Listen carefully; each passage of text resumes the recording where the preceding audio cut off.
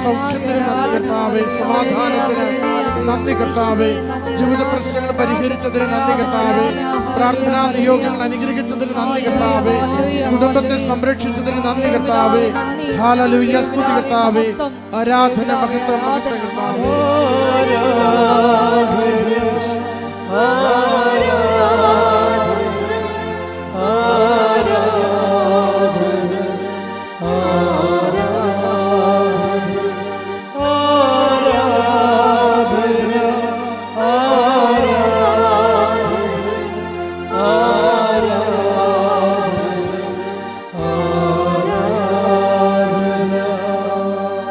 സ്തുതിച്ച് പ്രാർത്ഥിക്കാം.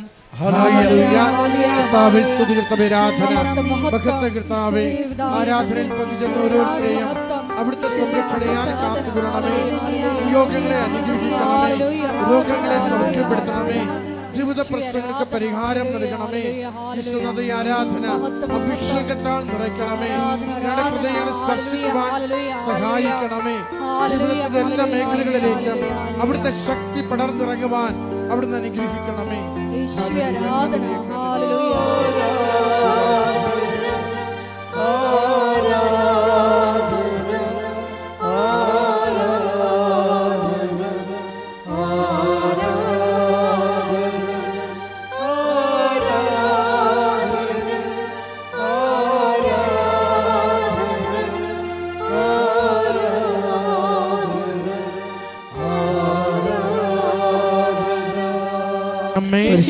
ജപമാല മാതാവേ, സകല കൃപാസനം പ്രാർത്ഥനകളോടും ചേർത്ത് ഞങ്ങളിപ്പോൾ പ്രാർത്ഥിക്കുന്ന ഈ സമൂഹത്തിന്റെ പ്രത്യേക നിയോഗവും സ്തുതി ആരാധന കർത്താവേ, മഹത്വ കർത്താവേ, ആരാധന കർത്താവേ, ആരാധന മണിക്കൂറിനെ അനുഗ്രഹിക്കണമേ. അച്ഛന് സന്ദേശങ്ങൾ നൽകി സഹായിക്കണമേ. അമ്മയുടെ ശക്തമായ ഇടപെടൽ നൽകി ഞങ്ങളുടെ ജീവിതങ്ങളെ സഹായിക്കണമേ. പ്രത്യക്ഷയുടെ സാക്ഷിയായി ഉയർത്തണമേ. എല്ലാ ക്ലേശങ്ങളിൽ നിന്ന് വിടുതൽ നൽകണമേ. അമ്മയുടെ സ്വാധീന ശക്തിയിൽ നിന്ന് വിടുതൽ നൽകണമേ. ഈശോയുടെ സംരക്ഷണം അനുഭവിക്കുവാൻ സഹായിക്കണമേ.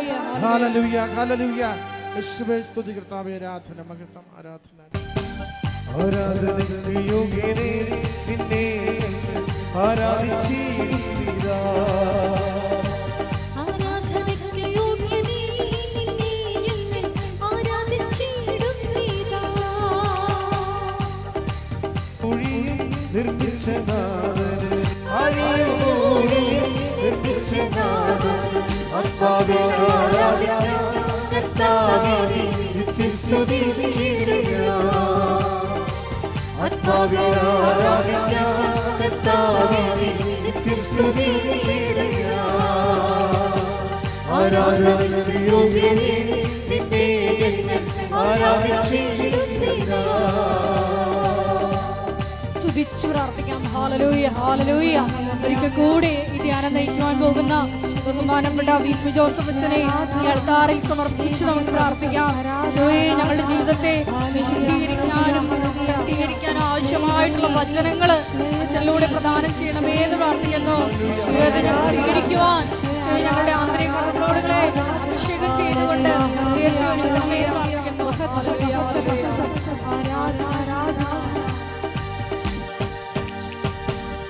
പാപത്താൽ നിറയപ്പെട്ട എന്നെ നിന്റെ പാണിയാൽ പിടിച്ചെടുത്തു. പാപത്താൽ നിറയപ്പെട്ട എന്നെ നിന്റെ പാണിയാൽ പിടിച്ചെടുത്തു. പാവനീളം തന്നു പാപത്തിൽ കരപൊക്കി പാപത്തിൽ കരപൊക്കി രക്ഷിച്ചതാൽ നിന്നെ ഞാൻ എന്നാളും ആത്മാവിലാരാധിക്കാം. രക്ഷിച്ചതാൽ നിന്നെ ഞാൻ എന്നാളും ആത്മാവിലാരാധിക്കാം. ആരാധനയ്ക്ക് യോഗ്യനേ നിന്നെ ആരാധിച്ചിടുന്നിതാ. ആരാധനയ്ക്ക് യോഗ്യനേ നിന്നെ ആരാധിച്ചിടുന്നിതാ. ആരാധനയ്ക്ക് യോഗ്യനേ നിന്നെ ആരാധിച്ചിടുന്നിതാ. ആരാധനയ്ക്ക് യോഗ്യനേ നിന്നെ ആരാധിച്ചിടുന്നിതാ. ഹല്ലേലൂയ ഹല്ലേലൂയ ഹല്ലേലൂയ ഹല്ലേലൂയ ഹല്ലേലൂയ ഹല്ലേലൂയ ഹല്ലേലൂയ ഹല്ലേലൂയ ഹല്ലേലൂയ ഹല്ലേലൂയ ഹല്ലേലൂയ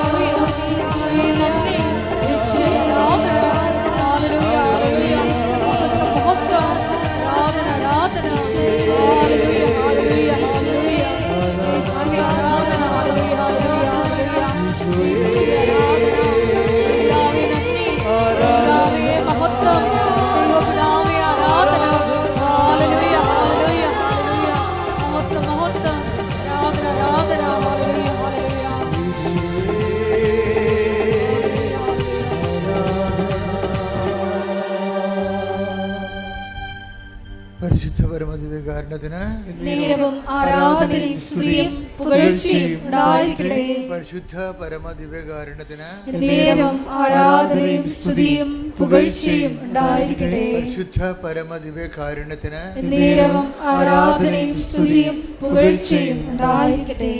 നമ്മളെ ഉടമ്പടിയിൽ എപ്പോഴും നമ്മൾ ശ്രദ്ധിക്കേണ്ടത്, നമുക്കറിയാം എപ്പോഴും അച്ഛൻ പറയുന്നതാണ്, ഇടയ്ക്ക് ഞാൻ റിപ്പീറ്റ് ചെയ്യാറുണ്ട്. സാധാരണ എൻ്റെ ഒരു പോളിസി അനുസരിച്ച് പറഞ്ഞത് പിന്നെ പറയത്തില്ല.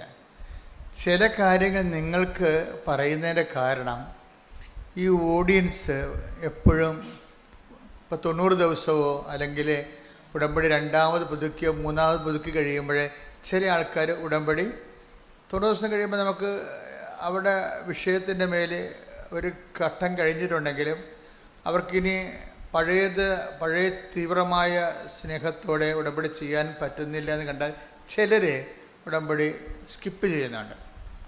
അപ്പോൾ പുതിയ ആൾക്കാർ ഉടനെ ഉടമ്പടിയിലേക്ക് വരും. ഇപ്പോൾ ഇന്നലെ ഒരു സാധാരണ ദിവസം തന്നെ ഒരു 300-350 പേര് പുതുതായിട്ട് ഉടമ്പടി എടുക്കും.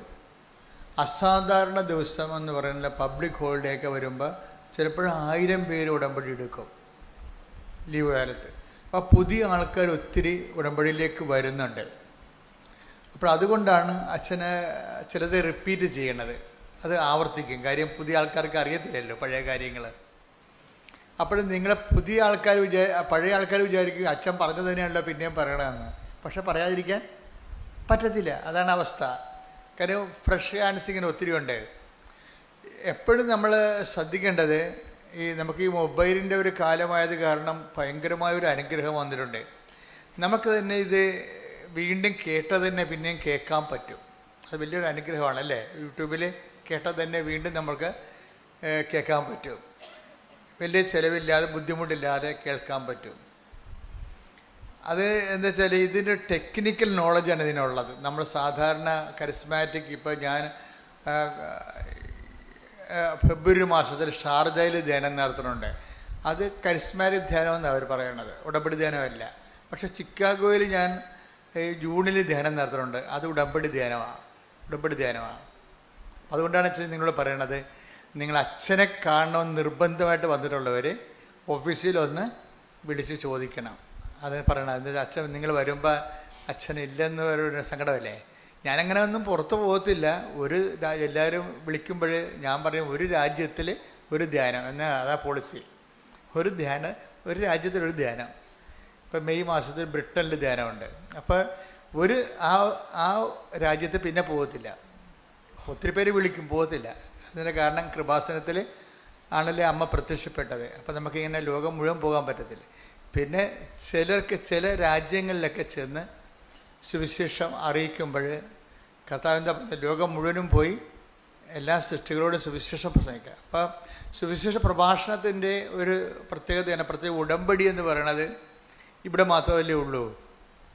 ഇപ്പോൾ ഫിലാഡൽഫിയയിൽ നിന്ന് ഇപ്പോൾ അച്ഛൻ അവിടെ നിന്ന് വിളിച്ചിട്ട് പറഞ്ഞു 1000 പേരുടെ ഉടമ്പടി ജൂൺ മാസത്തിൽ അച്ഛൻ ചിക്കാഗോയിൽ വരുമ്പോൾ എടുക്കാമെന്ന് പറഞ്ഞു. അവിടെ ഫിലാഡൽഫിയ അത്രയും ആൾക്കാർ സെറ്റാണ്. അപ്പം അങ്ങനെ എന്താ വിഷയം എന്ന് പറയണത്, അങ്ങനെ എല്ലായിടത്തും അങ്ങനെ പോകത്തില്ല. ഒരു സ്റ്റേറ്റാണത്. അങ്ങനെ ആ സ്റ്റേറ്റിൽ ചിലപ്പോൾ പോകും.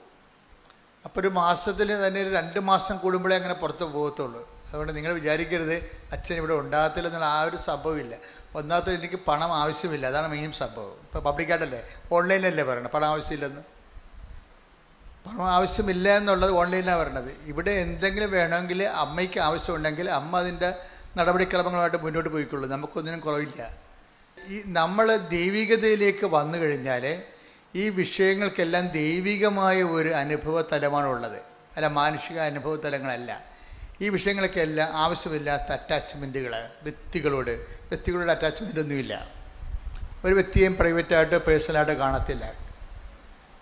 ആരെയും ഒരു പ്രത്യേക താല്പര്യത്തോടു കൂടി അവരുടെ എന്തെങ്കിലും പ്രയോജനം നമുക്ക് ഉണ്ടാകുമെന്ന് വിചാരിച്ചുകൊണ്ട് അവരുമായിട്ട് പ്രത്യേകിച്ച് ചങ്ങാത്തം അങ്ങനെ പരിപാടിയൊന്നും ഇല്ല. ഞാൻ ഓപ്പണായിട്ടൊന്നും നിൽക്കണില്ലേ. ആധ്യാത്മിക ജീവിതം എന്ന് പറയുന്നത് ഒരു നിലപാടാണ്. ദൈവത്തിന് എപ്പോഴും നമ്മളെ സോഷ്യൽ ഓഡിറ്റിംഗ് എന്ന് പറഞ്ഞ പോലെ ഒരു ഡിവൈൻ ഓഡിറ്റിംഗ് നടന്നു കഴിഞ്ഞാൽ നമ്മൾ ദൈവത്തിൻ്റെ പക്ഷത്ത് 100% ഉണ്ടെന്ന് ദൈവത്തിന് മനസ്സിലാകണം. മനസ്സിലായില്ലേ? ഒരു ഡിവൈൻ, ഇപ്പോൾ സോഷ്യൽ ഓഡിറ്റിംഗ് പോലെ ഒരു ഡിവൈൻ ഓഡിറ്റിംഗ് വന്നു കഴിഞ്ഞാൽ നമ്മൾ 100%, 95%, 100% ദൈവത്തിൻ്റെ പക്ഷത്താണെന്ന് ആർക്ക് മനസ്സിലാകണം? ദൈവത്തിന് മനസ്സിലാകണം. മനുഷ്യന് മനസ്സിലാകണമല്ല പ്രശ്നം. മനുഷ്യൻ ചിലപ്പോൾ തെറ്റിദ്ധരിക്കും, അത് കുറച്ച് അവിടെ തന്നെ തിരുത്തും, അത് കാര്യമില്ല. ഇനി തെറ്റിദ്ധരിക്കുന്ന ആൾക്കാർ കുറച്ച് കഴിയുമ്പോൾ മരിച്ചു പോകുമ്പോൾ അവിടെ തെറ്റിദ്ധാരണയും മരിച്ചു പോകും. ആധ്യാത്മിക ഇവാഞ്ചലിസ്റ്റ് എന്ന് പറഞ്ഞാൽ ഇങ്ങനെ ജീവിക്കുകയല്ലേ, കാലാകാലങ്ങളോടും ദൈവതിരുസന്നിധിയിൽ ജീവിക്കുകയല്ലേ. അപ്പോഴേ ഒരു തലമുറയിൽ തെറ്റിദ്ധരിച്ചാൽ നമുക്ക് പ്രശ്നമില്ല. ആ തലമുറ വൈപ്പ് ഔട്ട് ചെയ്ത് പോകുമ്പോൾ തെറ്റിദ്ധാരണയും പോകും. പിന്നെ നിങ്ങളെന്തിനാ ആവശ്യമില്ലാത്ത പേടിക്കണേ? ഒരു തലമുറ, നിങ്ങളെ തെറ്റിദ്ധരിച്ച ഒരു തലമുറ ജീവിച്ചിരിക്കുന്നു. ആ തലമുറയ്ക്കുള്ള ടൈം എന്ന് പറയുന്നത് 20 കൊല്ലമോ 30 കൊല്ലമോ ആയിരിക്കും. നിങ്ങൾ തെറ്റിദ്ധരിക്കപ്പെടുന്ന കാലഘട്ടങ്ങളിൽ നിങ്ങൾ അതിനെ എങ്ങനെ ടാപ്പ് ചെയ്യുന്നു എന്നുള്ളതാണ്. നിങ്ങൾ തെറ്റിദ്ധരിക്കുന്ന കാലം, ഇപ്പം നിങ്ങളെ ഭർത്താവ് തെറ്റിദ്ധരിക്കുമോ? നിങ്ങൾ നിഷ്കളങ്കയാണെന്ന് നിങ്ങൾക്കറിയാം, നിൻ്റെ ദൈവത്തിനും അറിയാം. പക്ഷെ ഭർത്താവ് തെറ്റിദ്ധരിക്കുകയാണ്. അപ്പം നിങ്ങളെന്താ ചെയ്യണം? നിങ്ങൾ എല്ലാ നാട്ടുകാരെ വിളിച്ച് ഒരു ബന്ധുക്കളെ സ്വന്തപ്പെട്ട പറയേ ഞാനിങ്ങനെ ഇത്രയും നിഷ്കളങ്കമായിട്ട് ജീവിച്ചിട്ടും ഞാനിങ്ങനെ കുരിശേ കയറുകയാണ് ജീവിതത്തിൽ. You should not talk to anybody. നിങ്ങൾ ഒരു മനുഷ്യന്മാരോട് ഇത് പറയേണ്ട കാര്യമില്ല. നിങ്ങൾ മനുഷ്യന്മാരോട് പറയുന്ന അനുസരിച്ചുകൊണ്ട് ഗ്രേസ് ടാപ്പിംഗ് നടക്കത്തില്ല. ഗ്രേസ് ടാപ്പിംഗ് എന്ന് പറഞ്ഞാൽ എന്താണ്? കൃപ ടാപ്പ്, റബ്ബർ ടാപ്പ് ചെയ്യത്തില്ലേ? റബ്ബർ നമ്മൾ വെളുപ്പിനെ 3 മണിക്ക് എഴുന്നേറ്റ് ആൾക്കാർ ടാപ്പിംഗ് തുടങ്ങത്തില്ലേ? അതുപോലെ ഗ്രേസ് ടാപ്പിംഗ് ഉണ്ട്. ഇപ്പോൾ ഒരു തെറ്റിദ്ധാരണയുടെ നിഴലിലാണ് നിങ്ങൾ നിൽക്കുന്നത്. അപ്പോൾ എന്താ ചെയ്യേണ്ടത്? ടാപ്പിംഗ് ടൈമാണെങ്കിൽ എപ്പോഴും സൈലൻ്റ് ആയിരിക്കും. ടാപ്പിംഗ് ടൈമിൽ എന്താണ്? ഇപ്പോൾ റബ്ബർ ടാപ്പ് ചെയ്യുന്ന ആൾക്കാർ ബഹളം ഉണ്ടാക്കി നാട്ടുകാരെ വിളിച്ച് കൂട്ടിയൊക്കെയാണ് പറഞ്ഞത്. അല്ല, അതൊരു സൈലൻ്റായിട്ട് അവരും റബ്ബർ മരവും തമ്മിലുള്ള ബന്ധമേ ഉള്ളൂ, വേറെ ആരും അവിടെ ഇല്ല. റബ്ബർ മരവും അവരും തമ്മിലുള്ള ബന്ധമേ ഉള്ളൂ. ആ ചിലപ്പോൾ ഇരുട്ടത്തായിരിക്കും, സൈലൻ്റ് ആയിരിക്കും ചെയ്യണതല്ല. ടാപ്പിംഗ് ടൈം എപ്പോഴും സൈലൻ്റാണ്, നിശബ്ദത. അമ്മ എപ്പോഴും അങ്ങനെയാണ്. ഗ്രേസ് ടാപ്പിംഗ് ടൈമിനെ കുറിച്ച് എൻ്റെ മക്കളെ, അതായത് ഉടമ്പടി എടുക്കാൻ വരുമ്പോൾ നിങ്ങൾ മറക്കേണ്ടത് നിങ്ങളുടെ നിയോഗങ്ങളാണ് മറക്കേണ്ടത്. നിങ്ങൾ എപ്പോഴും ഓർത്തുകൊണ്ടിരിക്കുന്നത് അതാണ് എൻ്റെ കുഴപ്പം. നിങ്ങൾ ഉടമ്പടി എടുക്കാൻ വരുമ്പോൾ ആദ്യം മറക്കേണ്ടത് എന്താണ്? നിങ്ങളുടെ നിയോഗങ്ങൾ മറന്നു കളയണം. എന്താ കാര്യം? അത് നമ്മുടെ വിഷയമല്ലാത്തത് കൊണ്ടാണ്. വൺസ് നമ്മൾ കർത്താവിൻ്റെ പരിശുദ്ധ അമ്മയുടെ കൈകളിൽ കൊടുത്തു, ഈശോനെ ഏൽപ്പിക്കാൻ പറഞ്ഞ് ശ്രദ്ധിച്ചു കഴിഞ്ഞാൽ പിന്നെ ആ വിഷയം നമ്മുടെ അല്ല. പിടിയില്ലേ? നമ്മളൊരിക്കലും ആ വിഷയം എഴുതി ടൈപ്പ് ചെയ്ത് അമ്മയുടേക്ക് കൊടുത്തു. അമ്മ 6 കാര്യമുണ്ട്. 6 അല്ല കേട്ടോ അമ്മേ, 10-60 കാര്യമുണ്ട്. ഇപ്പം 6 അല്ല എഴുതാൻ പാടുള്ളൂ എന്ന് പറയുമ്പോൾ നിൻ്റെ നീ അത് കൊടുക്കുമ്പോൾ തന്നെ ആ വിഷയം ടേക്കപ്പ് ചെയ്തു. പിന്നെ നീ ആ വിഷയത്തെക്കുറിച്ച് അപരാധി കൊള്ളരുത്. ദൈവത്തിനെ ടെസ്റ്റ് അടിച്ച് നോക്കരുത്. അപ്പം ഞാൻ ഉടമ്പടി ചെയ്തല്ലോ, ഇനിയിപ്പോൾ PR-ൻ്റെ പേപ്പർ വന്ന് കാണും, ഓഫർ ലെറ്ററിൻ്റെ പേപ്പർ വന്ന് കാണുമെന്ന് പറഞ്ഞുകൊണ്ട് നീ ഉടനെ കമ്പ്യൂട്ടറിൽ കയറി എപ്പോഴും കമ്പ്യൂട്ടറിൻ്റെ അത് ചാടി വീഴരുത്. അപ്പോൾ ദൈവത്തിന് മനസ്സിലാകും നിനക്ക് ഉടമ്പടി എന്ന് പറയുന്നത്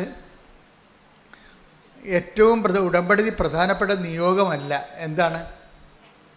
കഴിഞ്ഞ ആഴ്ച രസം പറഞ്ഞായിരുന്നു, ഉടമ്പടി പ്രധാനപ്പെട്ടത് ഉടമ്പടി തന്നെയാണ്. അതാണ് വിഷയം. ഉടമ്പടി പ്രധാനപ്പെട്ട നിയോഗമല്ല. ഉടമ്പടി പ്രധാനപ്പെട്ടത് ആരുമായിട്ടാണ് നമ്മൾ ഉടമ്പടി ചെയ്തിരിക്കുന്നത്, ആ വ്യക്തിയാണ് പ്രധാനപ്പെട്ടത്. അപ്പോൾ നമ്മളെന്ത് ചെയ്യും? നമ്മൾ ആ വ്യക്തിയുമായിട്ട് നമുക്ക് കീപ്പ് ചെയ്യാവുന്നത് വിശ്വാസമല്ല, പിന്നെന്താണ്? വിശ്വസ്തത. അതാണ് അച്ഛൻ അതേ റിപ്പീറ്റ് ചെയ്യണ കണ്ട, പഴയ ക്ലാസ്സാണിത്. നമുക്ക് ഉടമ്പടിയിൽ പ്രൈമറി റിലേഷനിൽ വരണത് വിശ്വാസമല്ല, വിശ്വസ്തതയാണ് വരണത്. എന്താണ് വിശ്വസ്തത എന്ന് പറയുന്നത്? ഫിഡലിറ്റി. എന്താണത്? സർവൈവിങ് ഫെയ്ത്ത് എന്ന് പറയും. സർവൈവിങ് ഫെയ്ത്തിൻ്റെ ഫെയ്ത്തിന് ഇങ്ങനെ ഷോർട്ട് ടൈം ഫെയ്ത്ത് ഉണ്ട്. കർത്താവ് പറയും ഷോർട്ട് ടൈം ഫെയ്ത്ത് എന്താ? അല്പവിശ്വാസി. എന്താ? വിശ്വാസമുണ്ട്, പക്ഷെ 2-3 ദിവസത്തെ വിശ്വാസമേ ഉള്ളൂ. അതാണ് അല്പവിശ്വാസി. എന്താണ് കാര്യം? ഫെയ്ത്ത് ഷോർട്ട് ടൈം ആകാൻ കാരണം അതിൻ്റെ അകത്ത് സംശയത്തിൻ്റെ കണ്ടൻറ്റ് കൂടുന്നത് കൊണ്ടാണ്. ഇപ്പോൾ പത്രോസ് കർത്താവ് കടലിൻ്റെ മീതെ നടന്നു വന്നത് കണ്ടപ്പോൾ, ഇപ്പോൾ കടലിൻ്റെ മീതെ നടക്കുന്നത് ഒരു പൊട്ടൻസിയാണെന്ന് മനസ്സിലായി പത്രോസിന്. കടലിൽ നീന്തിയിട്ടുള്ള ആളാണ്, പക്ഷെ നടന്നിട്ടില്ല. പക്ഷെ കർത്താവ് നടന്നു വന്നത് കണ്ടപ്പോൾ ഇങ്ങനെയൊക്കെ കടലിൻ്റെ പുറത്ത് ചെയ്യാൻ പറ്റുമല്ലേ? അപ്പോഴേ പത്രോസ് പറഞ്ഞു, if it is you let me also come to you. നീയാണ് എങ്കിൽ എന്നെ കൂടി നിൻ്റെ അടുത്ത് വരാൻ അനുവദിക്കാൻ. അപ്പോഴ് പുള്ളിക്ക് ഭയങ്കര എന്നെ കൂടി നിൻ്റെ അടുത്ത്. Take the word of God. സ്തുതിക്കട്ടെ. ഹല്ലേലൂയ, ഹല്ലേലൂയ, ഹല്ലേലൂയ, ഹല്ലേലൂയ. യേശുവേ നന്ദി. ഹല്ലേലൂയ, ഹല്ലേലൂയ, ഹല്ലേലൂയ. യേശുവേ ആരാധന, ആരാധന, ആരാധന. യേശുവേ മഹത്വം, മഹത്വം, മഹത്വം. ഹല്ലേലൂയ, ഹല്ലേലൂയ, ഹല്ലേലൂയ. ആരാധന. ഞങ്ങൾ വിശ്വസിക്കൊണ്ട് ആരാധന യേശുവേ ആരാധന. ആരാധന ആരാധന യേശുവേ ആരാധന. സന്തോഷത്തോടെ പരിശുദ്ധ പരമദിവ്യകാരുണ്യത്തിന് ആരാധനയും സ്തുതിയും പുകഴ്ചയും ഉണ്ടായിരിക്കട്ടെ. കടലിരമ്പം പോലെ പരിശുദ്ധ പരമദിവ്യകാരുണ്യത്തിന് ആരാധനയും സ്തുതിയും പുകഴ്ചയും ഉണ്ടായിരിക്കട്ടെ. മത്തായി 14:28. മത്തായി 14:28. പത്രോസ് അവനോട് പറഞ്ഞു, കർത്താവേ, അങ്ങാണെങ്കിൽ ഞാൻ ജലത്തിനു മീതെ കൂടി അങ്ങയുടെ അടുത്തേക്ക് വരുവാൻ കൽപ്പിക്കുക. അപ്പോൾ ഈശോ എന്ത് പറയും? ഖാം എന്ന് പറയും. വരൂ, അവൻ പറഞ്ഞു. വരൂ. അപ്പൊ എന്താ പ്രശ്നം? ഖാം എന്ന് പറയുമ്പോൾ അങ്ങാണെങ്കിൽ അങ്ങയുടെ അടുത്തേക്ക് വരാൻ ഒരു ചെറിയ ഇരുട്ടുണ്ടേ, അതുകൊണ്ടാണ് ആളെ മനസ്സിലാകണില്ല. പക്ഷേ കർത്താവിൻ്റെ ഉടുപ്പും മുടി കാറ്റത്ത് പറക്കണ കണ്ടിട്ട് ഏറെക്കുറെ അങ്ങല്ലാതെ വേറെ ആരും ഇങ്ങനെ വരാൻ സാധ്യതയില്ല. അതൊക്കെ ഒരു നോളജാണ് പുള്ളിയുടെ. അതാണ് കർത്താവ് അങ്ങാണെങ്കിൽ ഈ കടലിൻ്റെ മീതെ അങ്ങയുടെ അടുത്തേക്ക് വരാൻ എന്നെയും അനുവദിക്കാൻ പറയും. പക്ഷേ അദ്ദേഹം അത് പറയുന്നതിൻ്റെ ഫീൽ എന്താണ്? നോട്ട് ഫെയ്ത്ത് ഫീലിംഗ് അല്ല ഇതിൻ്റെ അകത്തുള്ളത്, ഒരു ലവ് ഫീലിംഗ് ആണ്. മനസ്സിലായില്ലേ? അതാണ് അതിൻ്റെ ആ പേഴ്സണൽ റിലേഷനിൽ വരുന്ന സാധനം ഒരു ലവ് ഫീലിംഗ് ആണ്. ക്രിസ്തുവുമായിട്ട് ഒരു ലവ് ഫീലിംഗ്, വ്യക്തിപരമായ ലവ് ഫീലിംഗ് സാധ്യമാണെന്ന് നമ്മൾ മനസ്സിലാക്കി തരുന്ന ആദ്യത്തെ അപ്പോസ്തലനാണ് പത്രോസ്. യോഹന്നാനൊക്കെ പിന്നെ വരുന്ന ആൾക്കാരാണ്. സെക്കൻഡ് ടൈമിലാണ് യോഹന്നാനൊക്കെ വരുന്നത്.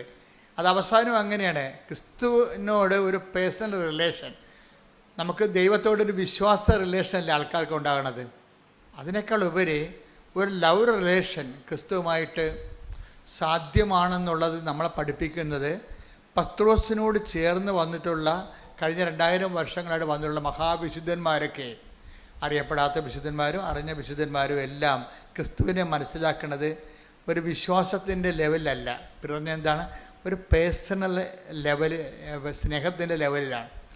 ഇപ്പം ചിലരൊക്കെ പറയും ഞാൻ എപ്പോഴും മാതാവിനോട് സംസാരിക്കുന്നുണ്ടെന്ന് പറയുന്നില്ലേ, മാതാവ് എന്നോട് സംസാരിക്കുന്നുണ്ടെന്ന് പറയും. അതായത് ഒരു സമയത്ത് നമ്മൾ സംസാരിക്കാൻ തുടങ്ങിയാൽ അത് സത്യസന്ധമാണ് ദൈവത്തെ മനസ്സിലായ ദൈവം പിന്നെ നമ്മളോട് സംസാരിക്കാൻ തുടങ്ങും.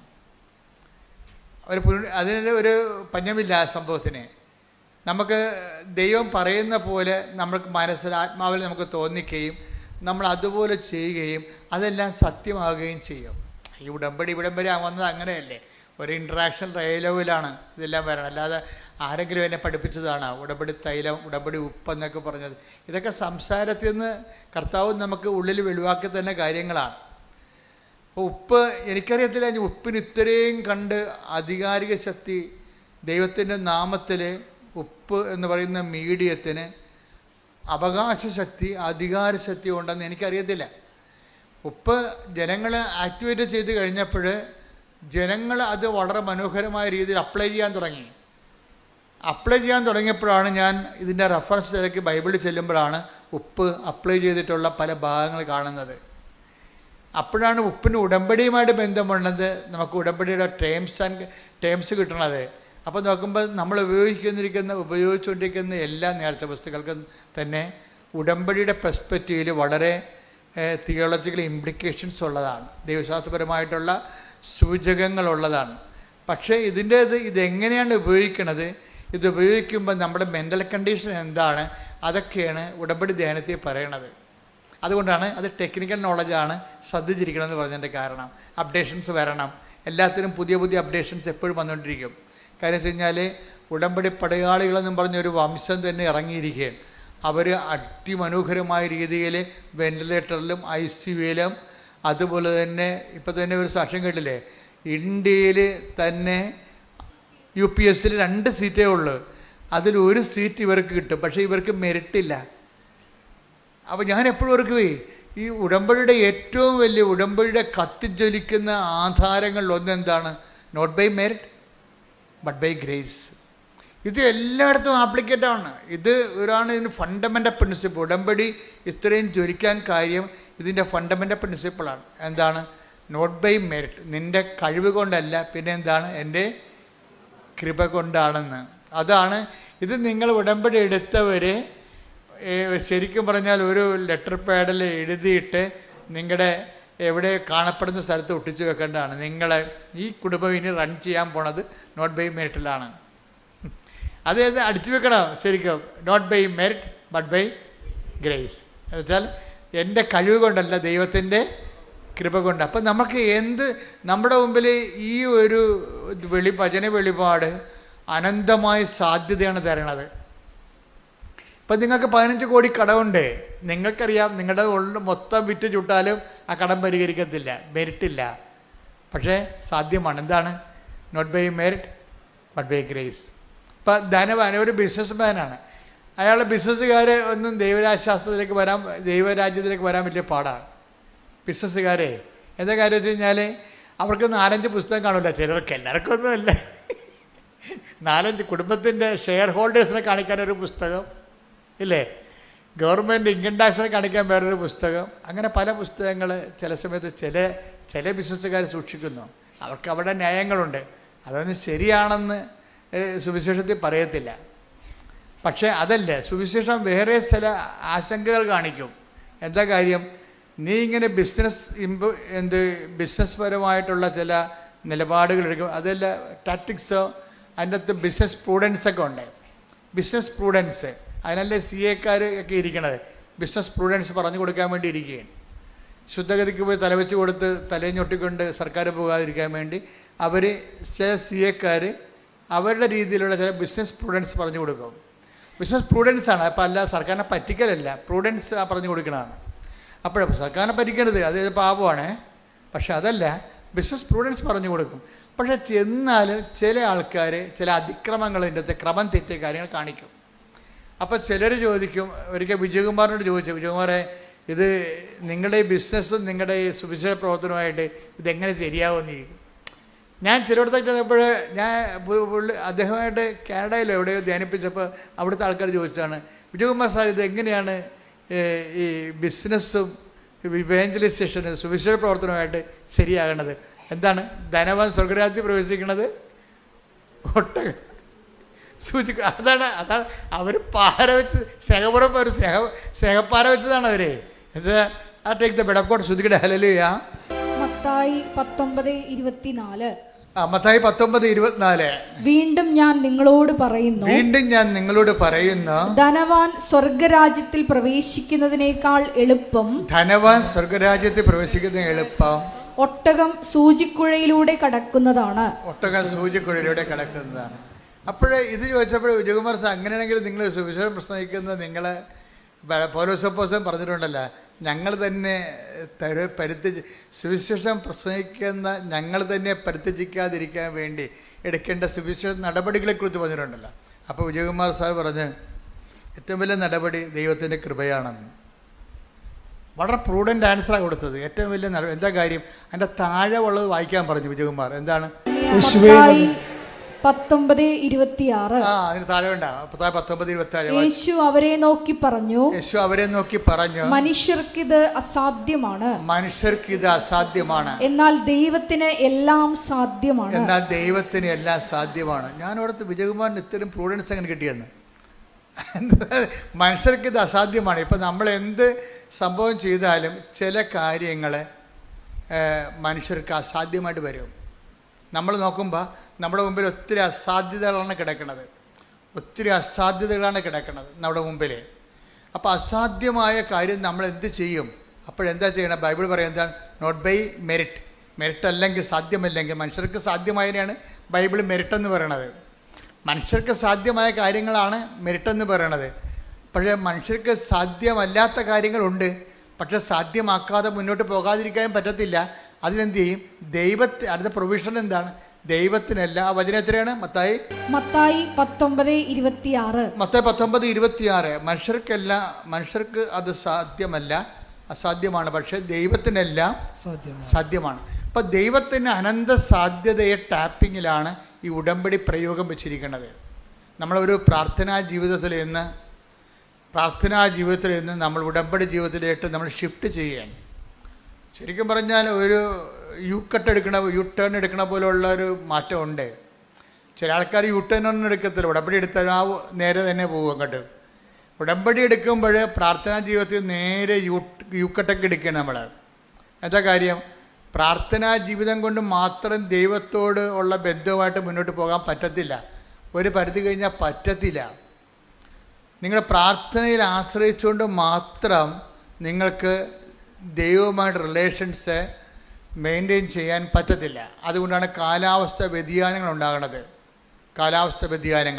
ഇപ്പം എന്താ പറഞ്ഞത്? ക്ലൈമറ്റ് ചേഞ്ച് എന്ന് പറയത്തില്ലേ? ക്ലൈമറ്റ് ചേഞ്ച് ഇപ്പോഴത്തെ ന്യൂനമർദ്ദവും കാര്യവുമല്ല. അധ്യാത്മ ജീവിതത്തിലാണ് യഥാർത്ഥ ക്ലൈമറ്റ് ചേഞ്ച് ഉള്ളത്. ക്ലൈമറ്റ് ചേഞ്ചിൻ്റെ ഉദ്ദേശം ഈ മെറിറ്റിൽ നിന്ന് ഗ്രേസിലേക്കുള്ള ഒരു പാരഡൈം ഷിഫ്റ്റ് ചെയ്യും. വെച്ചാൽ നമ്മുടെ വളർച്ചയുടെ ഒരു ഘട്ടത്തിലാണ് നമ്മൾ നേരെ പോയി നമ്മളെ പെട്ടെന്ന് യു ടേൺ എടുക്കാൻ പറയും. എന്താ കാര്യം? ലക്ഷ്യസ്ഥാനത്ത് എത്തുന്നതിന് വേണ്ടിയുള്ള ഒരു അധിക പരിശ്രമ സ്ഥലമാണിത്. അപ്പം അതുകൊണ്ട് ഈ പ്രാർത്ഥനാ ജീവിതം മാത്രം ചില പറഞ്ഞല്ലേ ചില പറയണ എന്തിനാണ് ഇപ്പം കരസ്മാരിക് ധ്യാനം ഇറങ്ങിയെങ്കിലും 50 കൊല്ലം കേരളത്തിലുണ്ടായിരുന്നു, ഇപ്പോഴും ഉണ്ട്. പക്ഷേ അപ്പോഴും കേരളത്തിലെ ഒരു 55% കുടുംബങ്ങൾ അതിലേക്ക് വന്നിട്ടില്ലായിരുന്നു. ഉടമ്പടി വന്നപ്പോഴേ ഒരു 70% ഇപ്പോൾ ആയിട്ടുണ്ട്. എന്താ കാര്യം വെച്ചാൽ കരിസ്മാറ്റിക്കാർ 50 കൊല്ലവും കൂടി ആ പുതിയ പദ്ധതിയിലേക്ക് വരാതിരുന്ന ആൾക്കാരും ഉടമ്പടിയിലോട്ട് വന്നു. അത് അതായത് ഉടമ്പടിക്കുണ്ടായിരുന്ന ഒരു ഗുണം അതാണ്. കാര്യം കരിസ്മാറ്റിക് മേഖല 50 കൊല്ലം ഈ കേരള മണ്ണിൽ വളരെ ശക്തമായ രീതിയിൽ അടയാളങ്ങൾ സഹിതം പ്രവർത്തിച്ചിട്ടും അതിലേക്ക് വരാതിരുന്നവർക്കെയും ഉടമ്പടി പെട്ടെന്ന് കൊണ്ടുവന്നത്. കാര്യം ഒരു 6 ദിവസം ധ്യാനം കൊണ്ടല്ല കൊണ്ടത്, 4 മണിക്കൂർ ക്ലാസ് കൊണ്ടാണ് ഇവർ ടാപ്പ് ചെയ്ത് കൊണ്ടുവന്നത്. ഇത് ദൈവജ്ഞാനത്തിലുള്ള കാര്യമാണ്, ഞാൻ ബുദ്ധി കൊണ്ട് ആലോചിച്ചതല്ല. ഇത് നമ്മൾ ദൈവമായിട്ട് സഞ്ചരിച്ച് കഴിയുമ്പോൾ ഇത് എല്ലാ കാര്യങ്ങൾക്കും അതിൻ്റെ ഷോർട്ട് കട്ടുകളുണ്ട്. ഞാൻ എൻ്റെ സഹോദരനോട് പറയണത്, നിങ്ങളെപ്പോഴും ഒരു പ്രത്യേക പ്രശ്നവുമായിട്ടാണ് ഉടമ്പടി ചെയ്യണത്. പക്ഷേ അത് നിങ്ങളുടെ പ്രശ്നമാണ്, ദൈവത്തിൻ്റെ പ്രശ്നം അല്ല. ഇത് ഉടമ്പടി ദൈവത്തിൻ്റെ പ്രശ്നമാക്കി മാറ്റണം. ദൈവത്തിൻ്റെ പ്രശ്നം എന്താ? നിങ്ങളുടെ വളർച്ചയാണ്. ദൈവത്തിന് ഒരു പ്രശ്നമേ ഉള്ളൂ. നമുക്ക് ഒത്തിരി പ്രശ്നമില്ലേ, പക്ഷെ ദൈവത്തിന് ഒറ്റ പ്രശ്നമേ ഉള്ളൂ. എന്താ പ്രശ്നം? എൻ്റെ സ്വർഗസ്ഥനായ പരിപൂർണനായിരിക്കുന്ന പോലെ നിങ്ങളും പരിപൂർണരായിരിക്കണം. സുവിശേഷ വിഹിതമായൊരു പരിപൂർണതയിലേക്ക് ഈ ജഡിക മനുഷ്യനെ ഷെയ്ക്ക് ചെയ്തിട്ട് ആന്തരിക മനുഷ്യനെ പുനർജീവിപ്പിച്ചെടുക്കുന്ന ദൈവരാജ്യത്തിൻ്റെ ഒരു പ്രശ്നമാണ് ദൈവത്തിനുള്ളത്. അപ്പം അതുകൊണ്ട് എപ്പോഴും ഉടമ്പടിയിലുള്ളവർ, കൂടുതൽ സാധ്യതയുള്ളവർ, ദൈവാഭിമുഖ്യങ്ങളുള്ളവർ, ഇപ്പം ചിലർ 90 ദിവസം കഴിയുമ്പോൾ അവസാനിപ്പിക്കണത്, ഇപ്പോൾ വയറ്റിപ്പഴപ്പ് മാത്രമാണ് നിങ്ങളുടെ ഉദ്ദേശം എന്നുണ്ടെങ്കിൽ 90 ദിവസം കൊണ്ട് അവസാനിപ്പിക്കുക. അപ്പോൾ ദൈവത്തിന് അറിയാം, ഇപ്പോൾ 90 ദിവസം കൊണ്ട് ഉടമ്പടി തീർന്നവരുടെ വയറ്റിപ്പഴപ്പ് IELTS പാസ്സാകുക അല്ലെങ്കിൽ വസ്തു വിൽക്കുക മാത്രമുള്ള ഒരു വയറ്റിപ്പഴപ്പ് പ്രശ്നം മാത്രമേ ഉള്ളൂ. പക്ഷേ ഉള്ള പ്രോബ്ലം എന്ന് വെച്ച് കഴിഞ്ഞാൽ നിങ്ങൾക്ക് നാളെ പ്രശ്നമുണ്ടാകും. വീണ്ടും നിങ്ങൾ ഉടമ്പടിയിലേക്ക് വരുമ്പോൾ നിങ്ങൾ ടാർഗറ്റഡ് ആവും. എന്താ കാര്യം? നിങ്ങൾ ദൈവത്തെ സമീപിക്കുന്നത് കേവലം വയറ്റിപ്പഴപ്പിന് വേണ്ടി മാത്രമാണെന്ന്. അത് നമ്മുടെ ലക്ഷ്യമാണത്, നമ്മുടെ കാര്യം നടക്കുക. പക്ഷേ ദൈവത്തിന് ഒരു ലക്ഷ്യമുണ്ട്. എന്താണത്? നിങ്ങൾ ദൈവത്തെ അറിയുകയും അറിഞ്ഞ് അവൻ്റെ നാമത്തിൽ നിങ്ങൾ യേശുക്രിസ്തുവിനെ അറിയുകയും അവൻ്റെ നാമത്തിൽ, ഇപ്പം നമ്മൾ 17 യോഹന്നാൻ 17 നിങ്ങൾ സത്യം അറിയുകയും സത്യം നിങ്ങൾ സ്വതന്ത്രരാക്കുകയും ചെയ്യും. നിങ്ങൾ യേശുക്രിസ്തുവിനെ അറിയുകയും അവൻ്റെ നാമത്തിൽ നിത്യജീവൻ പ്രാപിക്കുകയും ചെയ്യണം. അതാണ് ദൈവത്തിൻ്റെ ലക്ഷ്യം. അപ്പം ദൈവത്തിൻ്റെ ലക്ഷ്യങ്ങളെന്ന് പറയണത് നിത്യജീവനുമായിട്ട് ബന്ധപ്പെട്ട വിഷയങ്ങളാണ് ഉള്ളത്. അപ്പം നിത്യജീവൻ ഒരു പ്രധാനപ്പെട്ട വിഷയമായിട്ട് അഭിഷേകമായിട്ട് കെട്ടിക്കഴിയുമ്പോഴാണ് ആൾക്കാർ ഉടമ്പടി ഇങ്ങനെ ചേഞ്ച് ചെയ്ത് മേടിക്കണത്. അവർ 5 ഉടമ്പടി 5 പുതുക്കും 6 പുതുക്കും. എന്നിട്ട് അവരെന്താ പറയണത്? ഞാൻ ഉടമ്പടി ജീവിതത്തിലാണെന്നാണ് പറയണത്. അവരെന്താ പറയണത്? ഉടമ്പടി. അപ്പോൾ അവർ 1 പുതുക്കി അവസാനിപ്പിക്കണില്ല. അവർ ഉടമ്പടി വയറ്റിപ്പിഴപ്പുള്ള ആൾക്കാർ മാത്രമേ 1 പുതുക്കി അവസാനിപ്പിക്കത്തുള്ളൂ. എന്താ വെച്ചാൽ അവർക്ക് ദൈവമല്ല പ്രശ്നം, പിന്നെന്താണ്? അവരുടെ നിയോഗമാണ് പ്രശ്നം. അപ്പോൾ നിയോഗം മാത്രം പ്രശ്നമുള്ളത്. അതുകൊണ്ടാണ് ഇപ്പോൾ എന്തുമാത്രം ആൾക്കാർ ഉടമ്പടി എടുത്തെങ്കിലും നമ്മുടെ യൂട്യൂബിലെ സബ്സ്ക്രിപ്ഷൻ നിൽക്കണ കണ്ടില്ലേ?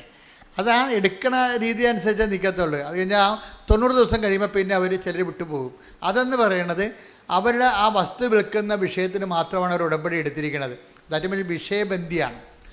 അതിൻ്റെ ലക്ഷ്യം ദൈവമല്ല. ചില ആൾക്കാർ പുതുക്കി ആ ഉടമ്പടി ഒരു ജീവിത രീതിയായിട്ട് എടുക്കും. അതുകൊണ്ടാണ് അവർ സിൽവർ ഗ്രേയിലൊക്കെ വരണത്. അപ്പോൾ സിൽവർ ഗ്രേയിൽ വരുമ്പോൾ ചില സിൽവർ ഗ്രേക്കാർ ദൈവിക ലക്ഷ്യത്തിൽ എത്തിയിട്ടില്ല. അതുകൊണ്ടാണ് അവരുടെ സംഭവം പുതുക്കണ്ടെന്ന് ഞാൻ പറഞ്ഞിരിക്കുന്നത്. ചില സിൽവർ ഗ്രേക്കാരെന്ന് വെച്ച് കഴിഞ്ഞാൽ അവരിപ്പോഴും മകളെ പ്രസവിക്കണം, പെരക്കടാവിന് ഇംഗ്ലീഷ് മീഡിയത്തിൽ അഡ്മിഷൻ കിട്ടണം, ഇങ്ങനെയുള്ള ആദ്യം എന്താണ് അവിടെ എഴുതിയിരുന്നത് അത് തന്നെയാണ് ഇപ്പോഴും പറഞ്ഞുകൊണ്ട് നടക്കണം. അപ്പോൾ അവർ സിൽവർ ഗ്രേ ഇങ്ങനെ അറിയാതെ ആയിപ്പോയതാണ്. അവരുടെ ആധ്യാത്മിക ജീവിതം സിൽവർ ഗ്രേ ആയിട്ടില്ല. അവിടെ സിൽവർ ഗ്രേ ഇങ്ങനെ പത്രം മേടിച്ചും കൊടുത്തും മേടിച്ചു വന്നപ്പോൾ അറിയാണ്ട് ഇങ്ങനെ ഇതിൻ്റെ കളർ വ്യത്യാസം വന്നു പോയതാണ്. അവിടെ ആധ്യാത്മ ജീവിതം ഇപ്പോഴും കേന്ദ്രീയ വിദ്യാലയത്തിൽ പേരക്കിടാവിന് അഡ്മിഷൻ കിട്ടണമെന്ന് പറഞ്ഞാണ് സിൽവർ ഗ്രേക്കാർ ശരീരം നടക്കുന്നത്. ഞാൻ പറഞ്ഞു അവിടെ പുതുക്കേണ്ട കാര്യമില്ല. കാര്യം എന്താ, ദൈവിക ലക്ഷ്യം അവർ അട്ടിമറിച്ചിട്ടുണ്ട്.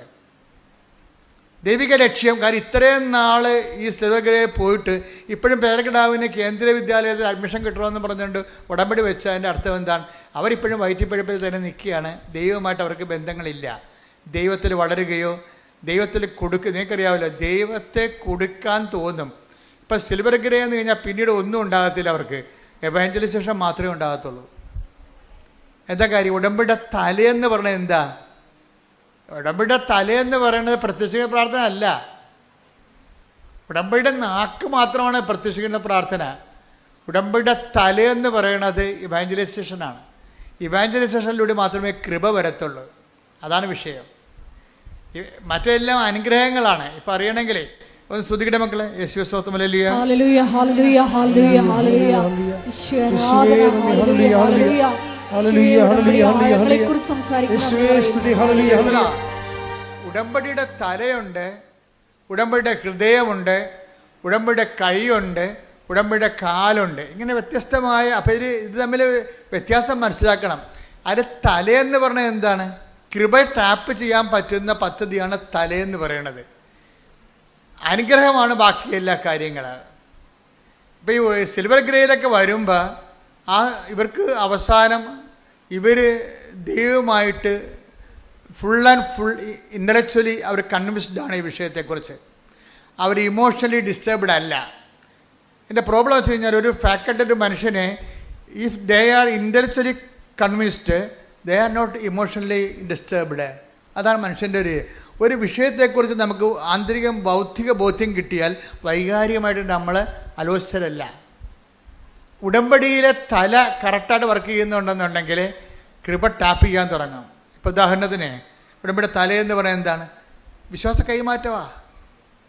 വിശ്വാസ കൈമാറ്റമാണ്. ചില കർത്താവ് തന്നെ അവർ പറഞ്ഞ് 72 പേരെ പറഞ്ഞു വിട്ടില്ലേ ഈശോ? 72 പേരെ പറഞ്ഞു വിട്ട് ഈ 2 പേരായിട്ട് താൻ പോകാനിരുന്ന ഗ്രാമങ്ങളിലേക്കെല്ലാം ഈ 2 പേരായിട്ട് പോകാൻ വേണ്ടി വഴിയൊരുക്കാൻ വേണ്ടി 72 പേരെ പറഞ്ഞു വിട്ട്. അവർ തിരിച്ചു വന്നപ്പോഴും അവരിങ്ങനെ ആഹ്ലാദത്തോടെ പറഞ്ഞു. എന്താ പറഞ്ഞത്? കർത്താവേ, നിന്റെ നാമത്തിൽ പിശാചുക്കൾ പോലും ഞങ്ങൾക്ക് കീഴ്പ്പെട്ടു. അതാണ്. അപ്പം പിശാചുക്കൾ പോലും വിട്ടൊഴിഞ്ഞു പോയെന്ന അതെന്താണ്? അത് ബ്ലെസ്സിങ്സാണ്. അത് ബ്ലെസ്സിങ്സാണ്. കർത്താവ് പറഞ്ഞു ബ്ലെസ്സിങ്സ് ആണല്ലോ അത് വലിയ കഥ എന്നുള്ള കാര്യമല്ല. മറിച്ച് നിങ്ങളുടെ പേരുകൾ സ്വർഗത്തിൽ എഴുതിയിരിക്കുന്നതിൽ സന്തോഷിക്കാൻ കർത്താവ് ആത്മാവിൽ ആനന്ദ നിർവൃതി കൊണ്ടിട്ട് പറയും, ആ പിതാവേ, ഇക്കാര്യങ്ങൾ നീ വിജ്ഞാനികളിലും വിവേകമതികളും മറച്ചു വെച്ചു ശിശുക്കൾക്ക് വെളിപ്പെടുത്തി കൊടുത്തതിൽ ഞാൻ അങ്ങേ സ്തുതിക്കുന്നു. കർത്താവിൽ ആത്മാവിൽ ആനന്ദിക്കുകയും നിങ്ങളിലേക്ക് കൃപയെ അപ്ലോഡ് ചെയ്യാൻ തുടങ്ങിക്കഴിഞ്ഞാൽ കർത്താവ് ആത്മാവിൽ ആനന്ദിക്കാൻ തുടങ്ങും. ആനന്ദിക്കണം എന്തുകൊണ്ടാണെന്ന് വെച്ച് കഴിഞ്ഞാൽ ഇത് സുവിശേഷ കൈമാറ്റം നടന്നു. അതാണ് വിഷയം. 72 പേരെ പറഞ്ഞു വിട്ടത് എന്തിനാണ്? വിശ്വാസം കൈമാറാൻ വേണ്ടിയാണ്. Take the bed of God. 10:20 Luka സുവിശേഷം. ലൂക്കാ 10:20. ലൂക്കാ 10:20. എന്നാൽ പിശാചുക്കൾ നിങ്ങൾക്ക് കീഴടങ്ങുന്നു എന്നതിൽ നിങ്ങൾ സന്തോഷിക്കേണ്ട. മറിച്ച് പനി മാറി, അല്ലെങ്കിൽ ക്യാൻസർ മാറി, അല്ലെങ്കിൽ നിങ്ങളെ രോഗം മാറി എന്നതിൽ വലിയ സന്തോഷമൊന്നും കാണിക്കണ്ട. കാര്യം എന്താണ്? ദൈവം സന്തോഷിക്കുന്നത് എന്തിലാണ്? സുവിശേഷം കൈമാറി എന്നതിലാണ്. അവിടെയാണ് വിഷയം. ഇപ്പം കൃപാസനം പത്രത്തെക്കുറിച്ച് എന്തുമാത്രം സഭയുടെ അകത്തും പുറത്തും പൊതുജനങ്ങളിൽ എന്തുമാത്രം കലാപക്കൊടിയും ഉണ്ടായി. ആ കാലങ്ങളിലൊക്കെ ഞാൻ ആകപ്പാടെ ഇങ്ങനെ പ്രാർത്ഥിച്ച് നിൽക്കുകയാണ് ചെയ്തത്. കാര്യം ഞങ്ങൾക്കറിയാമായിരുന്നു പത്രത്തിലാണ് ഈ സംഭവം ഇരിക്കണം മുഴുവനുമെന്ന്. പക്ഷേ പത്രം പുറത്തിറങ്ങിയ പിശാച് പല്ലും നഖവും കൊണ്ടാണ് വന്നത്. എത്രയെത്ര വീഡിയോ ഇതിനെതിരെ ഇറങ്ങി.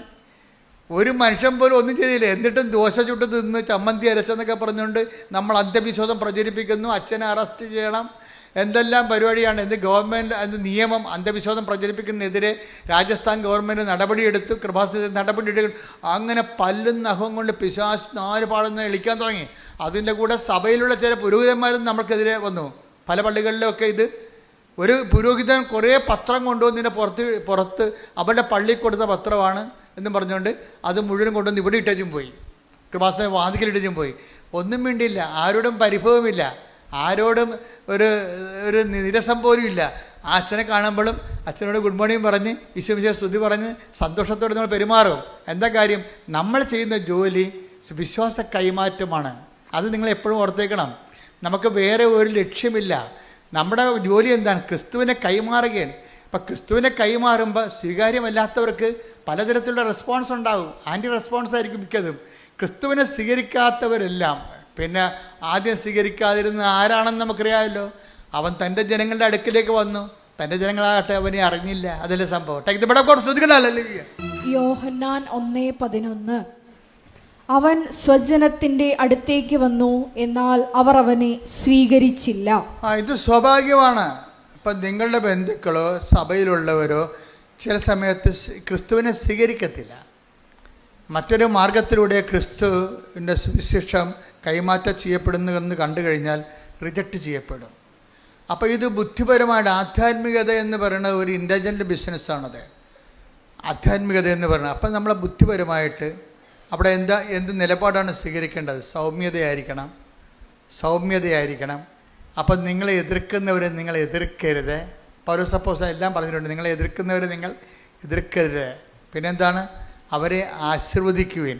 ആശീർവദിക്കുക മാത്രമേ ചെയ്യാവൂ.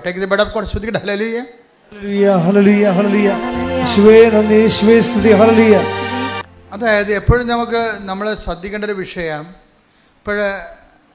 ഉടമ്പടി സിൽവർ ഗ്രേയിലേക്ക് വരുമ്പോൾ ഇതിൻ്റെ അകത്ത് 90% വിഷയവും കൃപയുമായി ബന്ധപ്പെട്ടതായിരിക്കണം. ഇപ്പോഴും അനുഗ്രഹവുമായി ബന്ധപ്പെട്ട് പേരക്കിടാവിനെ കേന്ദ്ര വിദ്യാലയത്തിൽ ചേർക്കാൻ വേണ്ടിയാണ് ഉടമ്പടി സിൽവർ ഗ്രേ ആക്കണമെന്നുണ്ടെങ്കിൽ ഞാൻ പറയും പുതുക്കി കൊടുക്കരുതെന്ന് പറയും. കാര്യം ചുമ്മാ വൈകിട്ടപ്പോഴാണ് വിഷയം. അവർക്ക് ഇപ്പോഴും ബുദ്ധിയും ബോധവും വന്നിട്ടില്ല. ഉടമ്പടി എന്താണെന്ന് മനസ്സിലായിട്ടില്ല അവർക്ക്.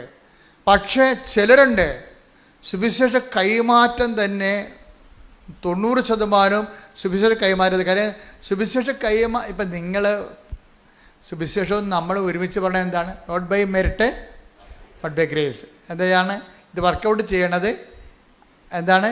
നോട്ട് ബൈ മെറിറ്റ്, നമ്മുടെ യോഗ്യതയാലല്ല, പിന്നെ എന്താണ്? കൃപയാലാണ്. അപ്പോൾ നമ്മുടെ മുമ്പിലുണ്ടാകുന്ന ഓപ്ഷൻ എന്താണ് കൃപ? കൃപ എവിടുന്ന് കിട്ടുമെന്നല്ലേ? അപ്പോൾ സിൽവർ ഗ്രേയിലുള്ള ആൾക്കാർ കൃപയായിരിക്കണം 90% അവരുടെ ആസ്പയർ ചെയ്യേണ്ടത്.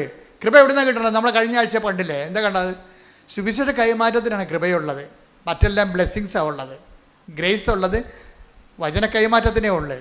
കർത്താവിനെ ഒരു മനുഷ്യനെ കാണുമ്പോൾ കർത്താവിനെ കുറിച്ച് പറയാൻ വേണ്ടി നാക്ക് തരിക്കണം. അപ്പോൾ ഓർക്കുക, നീ കൃപയിലാണെന്ന് ഓർക്കണം. അത് ദൗത്യമാണ്, മിഷൻ എന്ന് പറയും. ദൗത്യത്തിനാണ് കൃപയുള്ളത്. 14:26 എടുത്ത് നടപടി പുസ്തകം 14:26. അപ്പോസ്തല പ്രവർത്തനങ്ങൾ 14:26. അപ്പോസ്തല പ്രവർത്തനം 14:26. അവിടെ നിന്ന് അന്ത്യോക്യയിലേക്ക് കപ്പൽ കയറി തങ്ങൾ നിർവഹിച്ച ദൗത്യത്തിന് മിഷൻ കണ്ട തങ്ങൾ നിർവഹിച്ച മിഷന് ആവശ്യമായിരുന്ന ദൈവകൃപയ്ക്ക് അവർ അനുഗ്രഹമല്ല, എന്താണ്?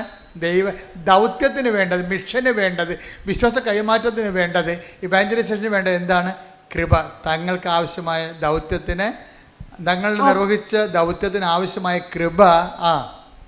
ദൈവകൃപയ്ക്ക് അവർ ഭരമേൽപ്പിക്കപ്പെട്ടത് അവിടെ വെച്ചാണല്ലോ. അപ്പൊ നിങ്ങള് ദൈവകൃപയ്ക്ക് പരമേൽപ്പിക്കപ്പെടുന്ന എവിടെ വെച്ചാണ്? മാതാവിൻ്റെ പ്രത്യക്ഷീകരണ സന്നിധാനത്തിൽ വെച്ചാണ്. പ്രത്യക്ഷീകരണ സന്നിധാനത്തിൽ എന്താ സംഭവിക്കണത്? ദൈവകൃപയ്ക്ക് നിങ്ങൾ പരമേൽപ്പിക്കപ്പെടുകയാണ്. അപ്പം ഞാൻ ചോദിക്കുന്നത് നിങ്ങൾ മറുപടി, പ്രത്യക്ഷീകരണ സന്നിധാനത്തിൽ വെച്ച് നിങ്ങൾ എന്താ സംഭവിക്കണത്? പറഞ്ഞ് ദൈവകൃപയ്ക്ക് ഞങ്ങൾ പരമേൽപ്പിക്കപ്പെടുന്നു. അപ്പൊ ദൈവകൃപയ്ക്ക് പരമേൽപ്പിക്കപ്പെടുന്നത് അതെങ്ങനെയാണ് പിന്നെ ആക്ടിവേറ്റ് ആകണത്? നിങ്ങൾ കൃപയുടെ പ്രവർത്തനങ്ങൾ ചെയ്യുമ്പോഴാണ്. കൃപയുടെ പ്രവർത്തനങ്ങൾ എന്ന് പറഞ്ഞാൽ എന്താണ്? അത് പിശാചുകൾ ഒഴിഞ്ഞു പോണതും പനി മാറണതും ക്യാൻസർ മാറണതും ഒന്നുമല്ല, അതൊക്കെ അനുഗ്രഹമാണ്. കൃപയുടെ പ്രവർത്തനം എന്താണ്? അതാണ് നമ്മൾ ആദ്യം 19 എത്ര കണ്ടത്? 10:20 വായിച്ചേ. ലുക്ക 10:20. എന്നാൽ എന്നാൽ പിശാചുക്കൾ നിങ്ങൾക്ക് കീഴടങ്ങുന്നു എന്നതിൽ നിങ്ങൾ സന്തോഷിക്കേണ്ട. ക്യാൻസർ മാറുന്നതിൽ അല്ല സന്തോഷം ഉണ്ടാകും തീർച്ചയായിട്ടും. പക്ഷെ അതിലല്ലേ യഥാർത്ഥ സന്തോഷം പറയുന്നത് എങ്ങനെയാണ്? എന്താണ്? മറിച്ച് നിങ്ങളുടെ പേരുകൾ സ്വർഗത്തിൽ എഴുതപ്പെട്ടിരിക്കുന്നു എന്നതിൽ സന്തോഷിക്കുവിൻ. അതെന്താ? കൃപയുടെ പ്രവർത്തനങ്ങളിൽ മാത്രമേ സ്വർഗത്തിൽ പേരെഴുതത്തുള്ളൂ. ക്യാൻസർ മാറിയ ആശുപത്രിയിലെ പേര് വെട്ടുകയുള്ളൂ, അല്ലേ? രോഗം മാറിയ പേര് വെട്ടണം എന്നല്ലേ അവർ പറയണത്. നമുക്ക് പേര് വെട്ടണ ആൾക്കാരായിട്ടല്ല മാറണം, പേര് എഴുതി ചേർക്കുന്ന ആൾക്കാരായിട്ട് മാറണം. എങ്ങനെയാണ് അത് പേരെഴുതി ചേർക്കുന്നത്? എങ്ങനെയാണ്? പിശാചുക്കൾ നിങ്ങൾക്ക് കീഴ്പ്പെടുത്തുന്നതിലല്ല, മറിച്ച് സ്വർഗത്തിൽ നിങ്ങളുടെ പേരുകൾ കർത്താവിൻ്റെ ഹൃദയത്തിൽ എഴുതി ചേർത്തിരിക്കുന്നത്. എന്തുകൊണ്ടാണ്? സുവിശേഷം കൈമാറുന്നതിലൂടെ. അതുകൊണ്ടാണ് നിങ്ങളുടെ അനുഭവങ്ങൾ പറഞ്ഞ് ചില ആൾക്കാർ പറയുകയെ അത് ഈ ആൾക്കാരൊക്കെ ഒരു മൈക്കുണ്ടെങ്കിൽ ഒരു മൈക്ക് കിട്ടിയാൽ പിന്നെ അവരുടെ അനുഭവങ്ങൾ പറയാം. ഇതൊക്കെ പൊതുവായിട്ട് ഇടണമെങ്കിൽ ആദ്യം ഇത് വൈദ്യശാസ്ത്രം അത് വെരിഫൈ ചെയ്യേണ്ടത് സഭയിലുള്ള ചില പുരോഹിതന്മാർ പറയണതാണ്. എന്താ പറയണമെന്ന് വെച്ച് കഴിഞ്ഞാൽ ഇങ്ങനെ ഒരു മൈക്ക് കിട്ടിയ ഒരു അനുഭവം പറഞ്ഞാൽ ഇതൊക്കെ പൊതുവായിട്ട് ഇങ്ങനെ ഇതിൽ യൂട്യൂബിലൊക്കെ ഇടണമെങ്കിൽ വെരിഫിക്കേഷൻ വേണ്ടിയെന്ന്. അപ്പോൾ ആരാ വെരിഫൈ ചെയ്യേണ്ടത്?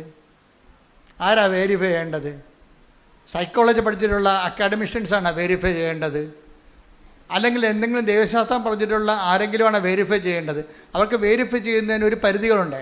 ഇത് വെരിഫൈ ചെയ്യേണ്ട ഫസ്റ്റ് വിറ്റ്നസ് ആരാണ്? വൈദ്യശാസ്ത്രം സെക്കൻഡ് വിറ്റ്നസ് ആണ്. ഫസ്റ്റ് വിറ്റ്നസ് ആരാണ്? ഇതിൻ്റെ ആ രോഗിയാണ്. ശരിക്കും രക്തസ്രാവൊക്കെ രോഗം സുഖപ്പെട്ടത് ഏതെങ്കിലും വൈദ്യനെ പുരോഹിതനെ കാണിച്ചിട്ടാണ്? അല്ല, അത് സുഖപ്പെട്ടു വന്ന് ശരീരത്തിൽ അവർക്ക് ബോധ്യപ്പെട്ടു. അപ്പോൾ ഫസ്റ്റ് ഒരു രോഗസൗഖ്യത്തിൻ്റെ ഫസ്റ്റ് വിറ്റ്നസ് ഇപ്പം നിനക്ക് വലിയ ശ്വാസം മുട്ടലും ഉണ്ടായിരുന്നു.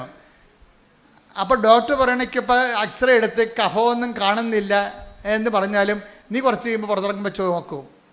അപ്പോൾ ഡോക്ടർ പറഞ്ഞ് കഫം ഇല്ലെങ്കിലും ചുമച്ചല്ല. അപ്പോൾ ഡോക്ടർ പറഞ്ഞ അലർജി ആവും. അലർജിയുടെ ടെസ്റ്റ് നടത്താൻ പോയി 124 അലർജി ഉണ്ട്. ഏത് ടെസ്റ്റ് നടത്തും? അപ്പോൾ പൂർണ്ണമായിട്ട് ചില കാര്യങ്ങളെ നിങ്ങൾക്കറിയാം. അതായത് ആ രോഗി തന്നെയാണ്. ഇപ്പം കഴിഞ്ഞ ദിവസങ്ങളിൽ ഒരു സാക്ഷ്യം ഉണ്ടായി. ഞാൻ വൈദ്യശാസ്ത്രത്തെയോ സഭയുടെ പഠനങ്ങളോ എതിർക്കുകയൊന്നുമല്ല കേട്ടോ. കാര്യം അതെല്ലാം സത്യമായ കാര്യങ്ങളാണ്. പക്ഷേ എല്ലായിടത്തും കൊണ്ടുപോകുന്ന ഇപ്പം തെങ്ങിനും കവുങ്ങിനും ഒരേ തളപ്പ് വെക്കരുത്. തളപ്പ് വ്യത്യാസം വെക്കണം കുറച്ച്.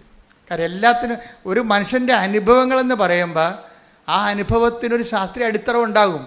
കാര്യം അവനിപ്പോൾ എനിക്ക് ചുമയില്ല, എൻ്റെ റെസ്പിറേറ്ററി സിസ്റ്റംസ് ഓക്കെ ആണെന്ന് എൻ്റെ സംസാരം കൊണ്ടാണ് ആദ്യം മനസ്സിലാകണത്. അല്ലാതെ ടെലസ്കോപ്പ് വെച്ചിട്ടല്ല മനസ്സിലാകണത്. സംസാരം കൊണ്ട് മനസ്സിലാകും. ഇപ്പോൾ ബ്രീത്ത് ഈസിയാണ്. ഇപ്പോൾ ബ്രീത്ത് ഈസി ആയിട്ടുണ്ട്. ബ്രീത്ത് ഈസി ആണെന്ന് ആരാ പറയേണ്ടത്? അത് ചെയ്ത ആളാണ് പറയേണ്ടത്. ബ്രീത്ത് ഈസി എനിക്കിപ്പോൾ ശ്വസിക്കാൻ പറ്റുന്നുണ്ടെന്ന് ആരാ പറയേണ്ടത്? അപ്പോൾ പ്രാർത്ഥന കൊണ്ട് ചില ആൾക്കാർക്ക് അവർക്ക് വ്യക്തിപരമായ ചില ബോധ്യങ്ങൾ കിട്ടും. വ്യക്തിപരമായ ബോധ്യങ്ങളുടെ ശേഷം വ്യക്തിപരമായ ശേഷം ആ വ്യക്തി വൈദ്യശാസ്ത്രത്തെ കാണണം. എനിക്ക് രോഗം മാറിയായിട്ട് തോന്നണം. What you say? അവിടെ സെക്കൻഡ് ഓപ്ഷൻ വൈദ്യശാസ്ത്രത്തിനുണ്ട് അവിടെ. അപ്പോൾ അതായത് എനിക്ക് ഇപ്പം കഴിഞ്ഞ ദിവസങ്ങളിൽ ഒരു സാക്ഷ്യം ഉണ്ടായി. ഞാൻ ഈ സാക്ഷ്യം കണ്ടുകൊണ്ടാണ് ഇപ്പോൾ ഇങ്ങനെയൊക്കെ പറയാൻ കാര്യം. സാക്ഷ്യം എന്താണെന്ന് വെച്ച് കഴിഞ്ഞാൽ ഒന്ന് ശ്രുതിക്കട്ടെ മക്കളെ. യേശുസ്വസ്തം ഹല്ലേലൂയ.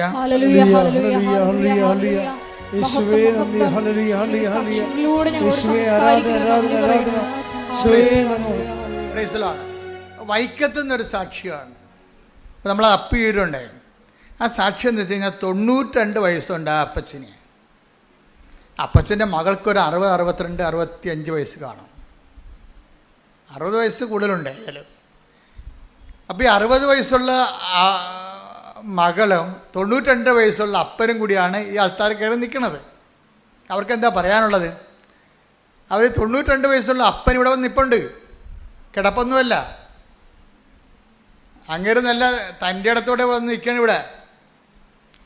62 വയസ്സുള്ള മകൾ കൂടെ നിൽപ്പുണ്ട്. സുലേഖ എന്നാണ് പേര്. സുലേഖ. അപ്പോൾ നിങ്ങൾക്ക് മനസ്സിലായില്ലേ? എന്താ പ്രശ്നം? അപ്പൻ്റെ പ്രശ്നം എന്താ? അപ്പന് പിത്താശയത്തിൽ കല്ല്. അപ്പന് പിത്താശയത്തിൽ കല്ല്. ഭയങ്കരമായ വേദനയാണ് പിത്താശയത്തിൻ്റെ സ്ഥലത്ത്. ആശുപത്രി കൊണ്ടുവന്ന് പറഞ്ഞു ഇതിൽ കൂടിയ അവസ്ഥയാണ്, ഇത് ICUലേക്ക് മാറ്റണമെന്ന് പറഞ്ഞ്. അപ്പോൾ 62 വയസ്സുള്ള മകൾ പറഞ്ഞ് അപ്പൻ നിലവിളിയാണ്, സഹിക്കാൻ പറ്റാതെ, സാറ് എന്തെങ്കിലും ചെയ്യ് എന്ന് പറയും. എന്ന് വെച്ച് കഴിഞ്ഞാൽ 92 വയസ്സുള്ള ആൾ നിലവിളിക്കുമ്പോൾ ഒന്ന് ചിന്തിച്ച് നോക്കിയേ. പരമാവധി ഇങ്ങനെയുള്ളവരൊക്കെ പിടിച്ചു നിൽക്കും, സഹിക്കാൻ പറ്റാത്തതുകൊണ്ടാണ് അവർ കരഞ്ഞു പോണത്. എന്നിട്ട് ഈ ICUലേക്ക് മാറ്റും. ICUലോട്ട് മാറ്റി കഴിയുമ്പോൾ പിന്നീട് ഡോക്ടർ പറയും ഇതിന് ഈ ഹോസ്പിറ്റൽ ചേഞ്ച് ചെയ്യേണ്ടി വരും, ഓപ്പറേഷൻ വേണമെന്ന് പറയും. അപ്പോൾ ഹോസ്പിറ്റൽ ചേഞ്ച് ചെയ്ത് ഓപ്പറേഷനിലേക്ക് കൊണ്ടുപോകും. ഓപ്പറേഷൻ ചെയ്യാൻ വേണ്ടി നോക്കുമ്പോഴുണ്ട് ഈ പിത്താശയത്തിൽ 92 വയസ്സുള്ള ആളിന് ഓപ്പറേഷൻ നടക്കത്തില്ല. ആ വൈദ്യശാസ്ത്രം അവിടെ വെച്ച് ചെയ്യാവുന്നതിൻ്റെ മാക്സിമം കാര്യം എന്താണ്?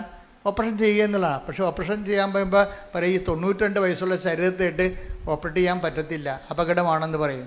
പിന്നെ വൈദ്യശാസ്ത്രം വാതിലടക്കും. എന്താ കാര്യം? അവിടെ കയ്യിൽ നിലവിലുള്ള സംവിധാനങ്ങൾ അവർക്കുണ്ട്, പക്ഷേ ആളിന് വയസ്സ് ഇത്തിരി കൂടിപ്പോയി. അവിടെയാണ് പ്രശ്നം. മെറിറ്റ്, വൈദ്യശാസ്ത്രത്തിൻ്റെ മെറിറ്റ് പോകണമാണ് അവിടെ വെച്ച്. വൈദ്യശാസ്ത്രത്തിൻ്റെ മെറിറ്റ് അവിടെ വെച്ച് തീരുകയാണ്. പിന്നെ എന്താണ് ഇനി ഉള്ളത്? ഗ്രേസേ ഉള്ളു. വൈദ്യശാസ്ത്രത്തിൻ്റെ മെറിറ്റ് തീരുന്നുവെന്നാണ് എല്ലാവരും പറയണത്. ഇപ്പം നിരീശ്വരവാദികളുണ്ട്, യുക്തിവാദികളുണ്ട്. വൈദ്യശാസ്ത്രം മെറിറ്റ് തീർന്ന പിന്നെ അവർക്ക് ഓപ്ഷൻ ഇല്ല. പക്ഷേ വിശ്വാസിക്ക് ഒരു ഓപ്ഷൻ കിടപ്പുണ്ട്. എന്താണ്? Not by merit but by grace. അതാണ് വിഷയം. വിശ്വാസി യുക്തിവാദിയേക്കാൾ മുന്നോട്ട് പോകും. എന്താ കാര്യം? അവൻ്റെ മുന്നിൽ അവൻ്റെ ദൈവം അവന് ഒരു പോംവഴി പറഞ്ഞിട്ടുണ്ട്. എന്താ പറഞ്ഞിരിക്കണത്? ഈ ഒരു കാര്യം മെറിറ്റ് കൊണ്ട് നടന്നില്ലെങ്കിൽ പിന്നെ എന്താണ്? നീ മനസ്സ്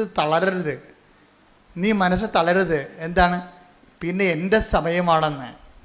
എൻ്റെ not by merit but by grace. അപ്പന് 92 വയസ്സ് ആ അപ്പനെയും കൊണ്ട് ഇവിടെ വരുമ്പോൾ നമ്മളെന്താ ചെയ്യണത്? നമ്മുടെ കയ്യിലുള്ളത് സിമ്പിളാണ്. ഒത്തിരി വെടിയും പുകയും ഒന്നും കാണിക്കേണ്ട കാര്യമില്ല. സിമ്പിളാണ്. In the name of Jesus Christ. നമ്മുടെ സഭയുടെ കയ്യിലുള്ളത് എന്താണ്? യേശുവിൻ്റെ നാമമാണ്. യേശുവിൻ്റെ നാമത്തിൻ്റെ പ്രയോഗമാണ് പിന്നെ നടക്കുന്നത്. ആർക്കും ചെയ്യാവുന്നേ ഉള്ളൂ. ആർക്കും ചെയ്യാവുന്നേ ഉള്ളൂ എന്ന് പറയുന്നത് എന്താ കാര്യം? കർത്താവ് വിശ്വസിക്കുന്നവന് ഈ അടയാളം കൊടുത്തിട്ടുണ്ട്, ഇല്ലേ? മർക്കോസിൻ്റെ 16-17 വായിക്കുമ്പോൾ എന്താ പറയണത്? വിശ്വസിക്കുന്നതിൻ്റെ കൂടെ അടയാളം ഉണ്ടാവും. രോഗികളുടെ മേൽ കൈവെക്കും, അവർ സൗഖ്യം പ്രാപിക്കും. വിശ്വാസമാണ് അവിടെ. ആരല്ലേ? ക്രിസ്തുവിലുള്ള വിശ്വാസമാണ്. അവൻ്റെ നാമത്തിൽ in the name of the Father and of Son and the Holy Spirit I heal you. ഈ സൈത്ത് എടുത്തിട്ട്, കർത്താവിൻ്റെ നാമത്തിൽ വെഞ്ചരിച്ച സൈത്ത് എടുത്ത് പഞ്ഞി തൂക്കിയിട്ട് അപ്പൻ്റെ ഈ പിത്താശയത്തിൽ 5-10 കല്ലിരിക്കുക. എത്ര കല്ലുണ്ടെന്ന് സ്കാനിങ്ങിൽ കുറേ കല്ലുണ്ട്. ഈ കല്ലവിടെ ഇരിക്കണം. കല്ല് ഓപ്പറേറ്റ് ചെയ്യാമെന്ന് ആരും ഡോക്ടർമാർ പറഞ്ഞത് ഈ കീഹോള് ചെയ്യാമെന്ന് പറഞ്ഞ്. കീഹോള് പോലും നടക്കണില്ല. അപ്പോഴും ഇതിൻ്റെ റിപ്പോർട്ടിന് കല്ലിരിപ്പുണ്ട്. അതേസമയം തന്നെ ഡോക്ടറിന് 92 വയസ്സുള്ള കാരണം ഒന്നും ചെയ്യാനും പറ്റണില്ല. കീഹോളും ചെയ്യാൻ പറ്റണില്ല, ട്രീറ്റ്മെൻറ്റും ഇല്ല. കുറേ ആൻറ്റിബയോട്ടിക്സ് കൊടുത്തു ഡോക്ടർ. 4 ആഴ്ച ട്രീറ്റ് ചെയ്ത ആളാണ്. ആൻറ്റിബയോട്ടിക്സ് കൊടുത്ത് 4 ആഴ്ച ട്രീറ്റ് ചെയ്തു. എന്നിട്ട് കല്ല് അവിടെ തന്നെ ഇരിക്കുകയാണ്. ഇനി ഞങ്ങൾക്കൊന്നും ചെയ്യാൻ, ഇനി ഓപ്പറേഷൻ ഉള്ളതെന്ന് പറയുമ്പോൾ അതിന് വേറെ മാറ്റുമ്പോൾ ഈ അവിടെ ചെല്ലുമ്പോൾ ഓപ്പറേഷൻ ടെസ്റ്റൊക്കെ എടുത്ത് നോക്കുമ്പോൾ ഈ 92 വയസ്സുകാരനെ ഓപ്പറേറ്റ് ചെയ്താൽ അത് കാഷ്വാലിറ്റി ഉണ്ടാകും. ആൾ ചിലപ്പോൾ മരിച്ചു പോകും. കാര്യം അതിൻ്റെ ഇൻഫെക്ഷനും പൂർണ്ണമായിട്ട് വിജയം ഉണ്ടാകത്തില്ല. അപ്പം കല്ല് അവിടെ തന്നെ ഇരിക്കുകയും. അപ്പം എന്തു ചെയ്യും? അവരെ വീട്ടിൽ കൊണ്ടുപോവുക. പിന്നെ അവരെ പറയും നല്ല ഭക്ഷണം മരിക്കണവരെ കൊടുക്കുക, അത് കഴിയുമ്പോൾ അറിയിക്കേണ്ടവരെ അറിയിക്കുക. അങ്ങനെയൊക്കെ പറയാൻ പറ്റത്തുള്ളൂ. അത്രേ പറയാൻ പറ്റത്തുള്ളൂ. ആ ഒരു കണ്ടീഷനിലാണ് അറിയിക്കേണ്ടവരെ അറിയിക്കാൻ വേണ്ടി ഇവിടെ വരുന്നത്. അറിയിക്കാൻ വേണ്ടി എല്ലാം കേൾക്കാൻ ഒരാളിരിപ്പുണ്ടല്ലോ ഇവിടെ. അതാണ് വിഷയം. വിഷയം മാറി. വിഷയം നോട്ട് ബൈ മെറിറ്റ്. മെറിറ്റ് മാറുകയാണ്. മെറിറ്റ് വാതിലടച്ചിരിക്കുന്നു. ഇനി ഇവിടെ സുഹൃത്ത് പിന്നെ എന്താണ്? പിന്നെ വർക്ക് ഗ്രേസാണ്. ഗ്രേസിൽ എന്താ ചെയ്യണത്? ഗ്രേസിൽ സിമ്പിളാണ് ചെയ്യണത്. അല്ല ഇതിന് വെടിയും പോകുകയും അഭ്യാസങ്ങളോ ഒന്നും കാണിക്കേണ്ട കാര്യമില്ല. ഇതിന് ഒരു അഭ്യാസം കാണിക്കണം. എന്താണ്? In the name of Jesus എന്ന് പറയാൻ കഴിയണം. അത് with full faculty. With full faculty. ഞാൻ നിങ്ങളുടെ ഉടമ്പടിത്തലും തന്നിട്ടില്ലേ? അത് നിങ്ങളും ഇതുപോലെ ക്രിസ്തുവിന് ആവശ്യമുള്ളവർക്ക് കൊടുക്കണം. എന്നിട്ട് പറയേണ്ടത് എന്താണ്? In the name of Jesus. In the name of Jesus എന്ന് പറയുന്നത് എന്താണ്? യേശുവിൻ്റെ നാമത്തെക്കുറിച്ചാണ് പറയണത്. എന്താണ്? ദൈവം സമസ്തവും അവൻ്റെ നാമത്തിൻ്റെ കീഴിലാക്കിയിരിക്കുന്നു. അതാണ് സംഭവം. അത് പിത്താശക്കല്ലായാലും ശരി, പിശാച് ബാധിതയായാലും ശരി, എല്ലാം ദൈവം ആരുടെ പേരിലാക്കിയിരിക്കുന്നു. Take the bed of God. ദൈവം സമസ്തവും. 1 കൊറിന്തോസ് 15:27. 1 കൊറിന്തോസ് 15:27. ദൈവം സമസ്തവും. ഒന്ന് പറഞ്ഞ ദൈവം സമസ്തവും. സമസ്തവും പറഞ്ഞ ദൈവം സമസ്തവും സമസ്തവും അധീനമാക്കി അധീനമാക്കി തന്റെ പാദത്തിൻ കീഴാക്കിയിരിക്കുന്നു. തന്റെ പാദത്തിന്റെ കീഴിലാക്കിയിരിക്കുന്നു. അപ്പം എന്താ പറയുക? അപ്പോൾ ക്രിസ്തുവിൻ്റെ പാദത്തിൻ്റെ കീഴിലാണ് എന്താണ്? മനുഷ്യൻ്റെ എല്ലാ പ്രശ്നങ്ങളും സമസ്തവും എന്നാണ്.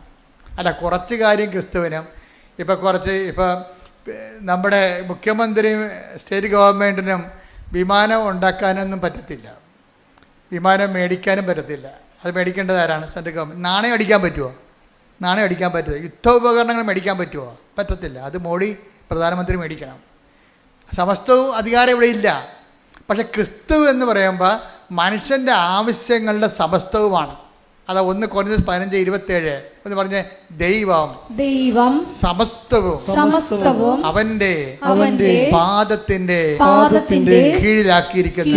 കൈയടിച്ച് ശ്രദ്ധിക്കട്ടെ.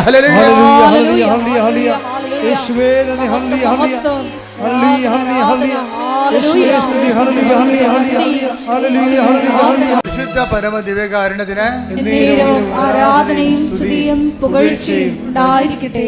നമ്മുടെ സബ്ജക്ട് എന്താണ്? ദൈവം സമസ്തവും. പറഞ്ഞേ, ദൈവം സമസ്തവും അവന്റെ ഈശോയുടെ പാദത്തിന്റെ കീഴിലാക്കിയിരിക്കുന്നു. സമസ്തവും യേശുവിന്റെ നാമത്തിന്റെ കീഴിലാണ്. എങ്ങനെയാണ് ഈ നാമത്തിന് ഇത്രയും പവർഫുള്ളായിട്ട് വന്നത്? എന്താണ്? ഇനിയുള്ളതെല്ലാം മനുഷ്യർ ഈ ലോകത്തുള്ള എല്ലാം എന്താണ്? ഒരു നാമത്തിൻ്റെ കീഴിലാണ് അതറിയപ്പെടുന്നത്. ഈ ലോകത്തുള്ള എല്ലാം അറിയപ്പെടുന്നത്. ഇപ്പം ഞാൻ അറിയപ്പെടുന്നത്, എൻ്റെ പേര് ജോസഫ് എന്ന്, അല്ലേ? ഇതിൻ്റെ പേരെന്താ? മൈക്ക്. ഇതൊരു പേരാണ്. ഇതിൻ്റെ പേരെന്താണ്? പാത്രം, സോസർ, അല്ലേ?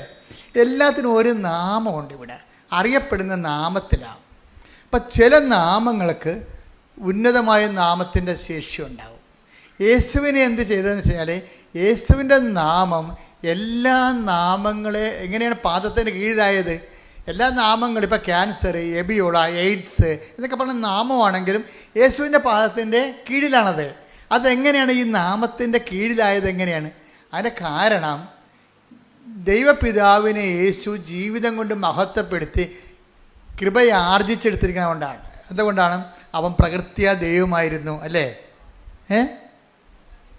ദൈവത്തോടുള്ള സമാനത മുറുകെ പിടിക്കേണ്ട കാര്യമായി അവൻ പരിഗണിച്ചില്ല.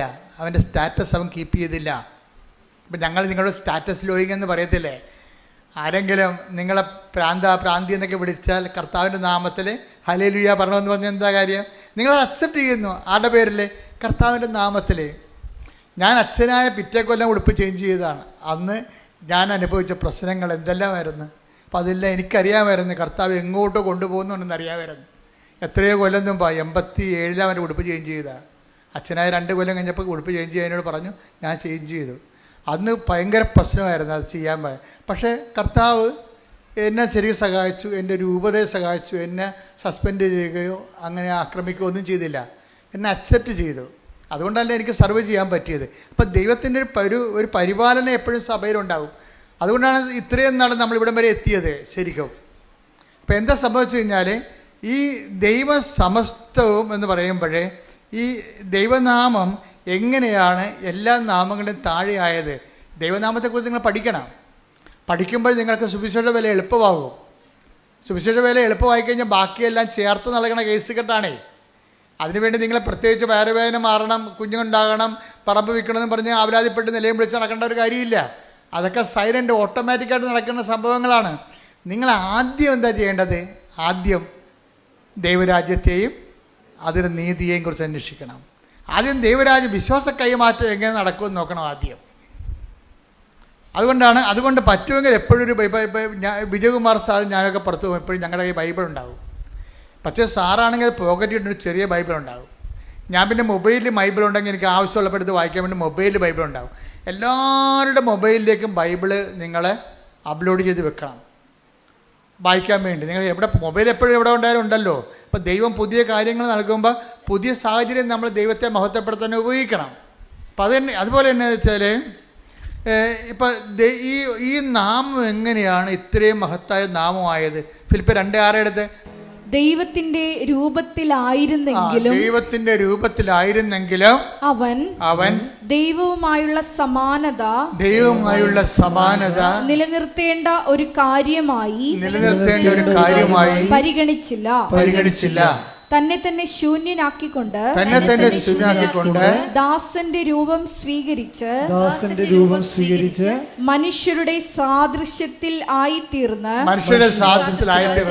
ആകൃതിയിൽ മനുഷ്യനെ പോലെ കാണപ്പെട്ടു.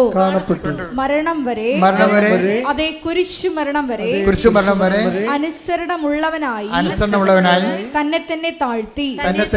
ആകയാൽ ദൈവം അവനെ അത്യധികം ഉയർത്തി എല്ലാ നാമങ്ങൾക്കും ഉപരിയായ നാമം നൽകുകയും ചെയ്തു. അതിനാൽ അവന്റെ നാമം കേൾക്കുന്ന മാത്രയിലെ ഇത് യേശുവിന്റെ നാമത്തിന് മുമ്പിൽ സ്വർഗത്തിലും ഭൂമിയിലും പാതാളത്തിലുമുള്ള സകലരും മുട്ടുകൾ മടക്കുന്നതിനും യേശുക്രിസ്തു കർത്താവാണെന്ന് പിതാവായ ദൈവത്തിന്റെ മഹത്വത്തിനായി എല്ലാ നാവുകളും ഏറ്റുപറയുന്നതിനും വേണ്ടിയാണ്. ഈ ഫോർമുലയാണ് ഞങ്ങൾ ഉപയോഗിക്കുന്നത്. എന്താണ്? In the name of the father, പിതാവായ ദൈവത്തിന്റെ മഹത്വത്തിന് വേണ്ടി യേശുവിന്റെ നാമത്തിൽ. അതല്ലേ ഞങ്ങൾ ഉപയോഗിക്കുന്നത്. അപ്പൊ യേശു കർത്താവാണെന്ന് പറഞ്ഞാൽ പെട്ടെന്ന് സംഭവിക്കുന്ന ഫസ്റ്റ് പ്രൈമറി ഇഫക്റ്റ് എന്താണ്? പിതാവിന്റെ നാമം മഹത്വപ്പെടും. എന്താ കാര്യം? പിതാവാണ് യേശു ക്രിസ്തുവിന്റെ മഹത്വപ്പെടുത്തിയത്. അതുകൊണ്ട് തന്നെ നമ്മൾ ഒരു കാര്യം ചെയ്യുമ്പോൾ in the name of the Father എന്ന് ആദ്യം പറയും, and Son and the Holy Spirit. പിതാവായ ദൈവത്തിൻ്റെ മഹത്വത്തിനായി യേശുക്രിസ്തു പരിശുദ്ധാത്മാവിൻ്റെ സംസർഗത്തോടെ യേശുക്രിസ്തുവിൻ്റെ നാമത്തിൽ I command you the name of Jesus Christ be healed. ഇത്രയേ ഉള്ള സാധനം, സിമ്പിളാണ്. ആർക്ക് വേണമെങ്കിലും പറയാം. പറയുമ്പോഴുള്ള പ്രശ്നം എന്ന് വെച്ച് കഴിഞ്ഞാൽ ആ വ്യക്തിയുടെ ഫാക്കൽറ്റി കറക്റ്റായിരിക്കണം. വേറെ പ്രശ്നമൊന്നുമില്ല. ആർക്ക് വേണമെങ്കിലും പറയാം ഇത്. അതായത് ഒരു വ്യക്തിക്ക് നല്ല സുവിശേഷത്തിൻ്റെ ഈടുവെപ്പുകൾ ഉണ്ടെങ്കിൽ, അല്ല വ്യക്തിയുടെ സമയം മുഴുവൻ വാട്സപ്പ് നോക്കി വല്ല കോമഡിയും കണ്ട് കോമരം തുള്ളി നടക്കുന്ന പാർട്ടി, കാണുന്ന പാട്ടിലെല്ലാം വിരുന്നിനും പോയി എല്ലായിടത്തും പോയി നാടകം കണ്ടുകൊണ്ട് സിനിമയും നടഞ്ഞ പരിപാടികൾ നടക്കട്ടെ. ഇതിനൊരു കമ്മിറ്റ്മെൻ്റ് ഉണ്ട്.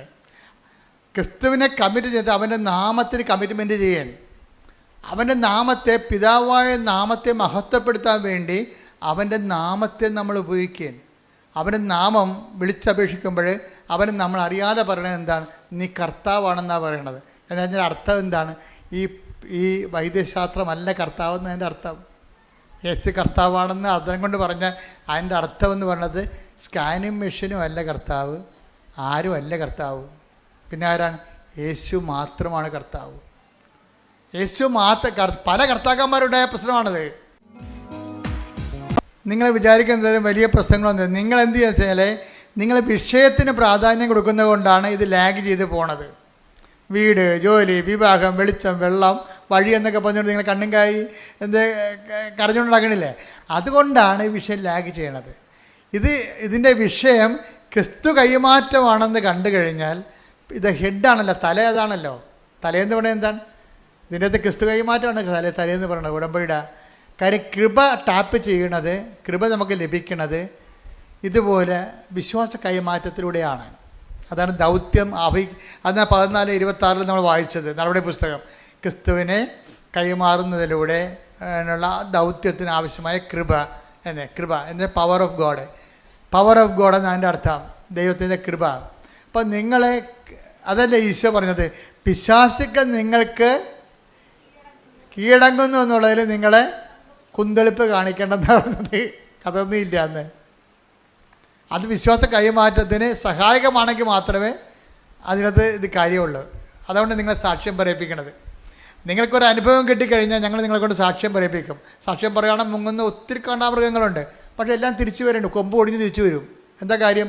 ദൈവത്തിന് കൊടുക്കേണ്ട ദൈവത്തിന് കൊടുക്കണില്ല. അതാണ് പ്രശ്നം. ഞങ്ങൾ എന്തുകൊണ്ടാണ് നിങ്ങൾക്ക് സാക്ഷ്യം പറയാൻ അവസരം തരണത്? സാക്ഷ്യം പറയാൻ അവസരം തരുന്നത് നിങ്ങൾക്ക് കിട്ടിയിട്ടുള്ള ദൈവാനുഗ്രഹങ്ങൾ നോട്ട് ബൈ മെറിറ്റിലാണ് കിട്ടിയിരിക്കുന്നത്. എന്താണ്? ദൈവത്തിൽ നിന്നാണ്. കാര്യം മെറിറ്റ് കൊണ്ടല്ല, യോഗ്യത കൊണ്ടല്ല, കർത്താവിൻ്റെ കൃപ കൊണ്ടാണ്. കൃപ കൊണ്ടാണെങ്കിൽ അത് യേശുക്രിസ്തു നാമത്തിൻ്റെ മഹത്വത്തിൻ്റെ അടിസ്ഥാനത്തിൽ കിട്ടിയിരിക്കുകയാണ്.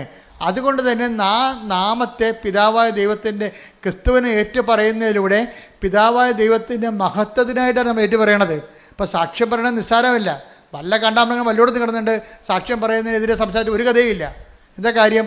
സാക്ഷ്യം പറയുന്നവരെ എന്താ ചെയ്യേണ്ടത്? അത് പിതാവായ ദൈവത്തിൻ്റെ മഹത്വത്തിനാണ്.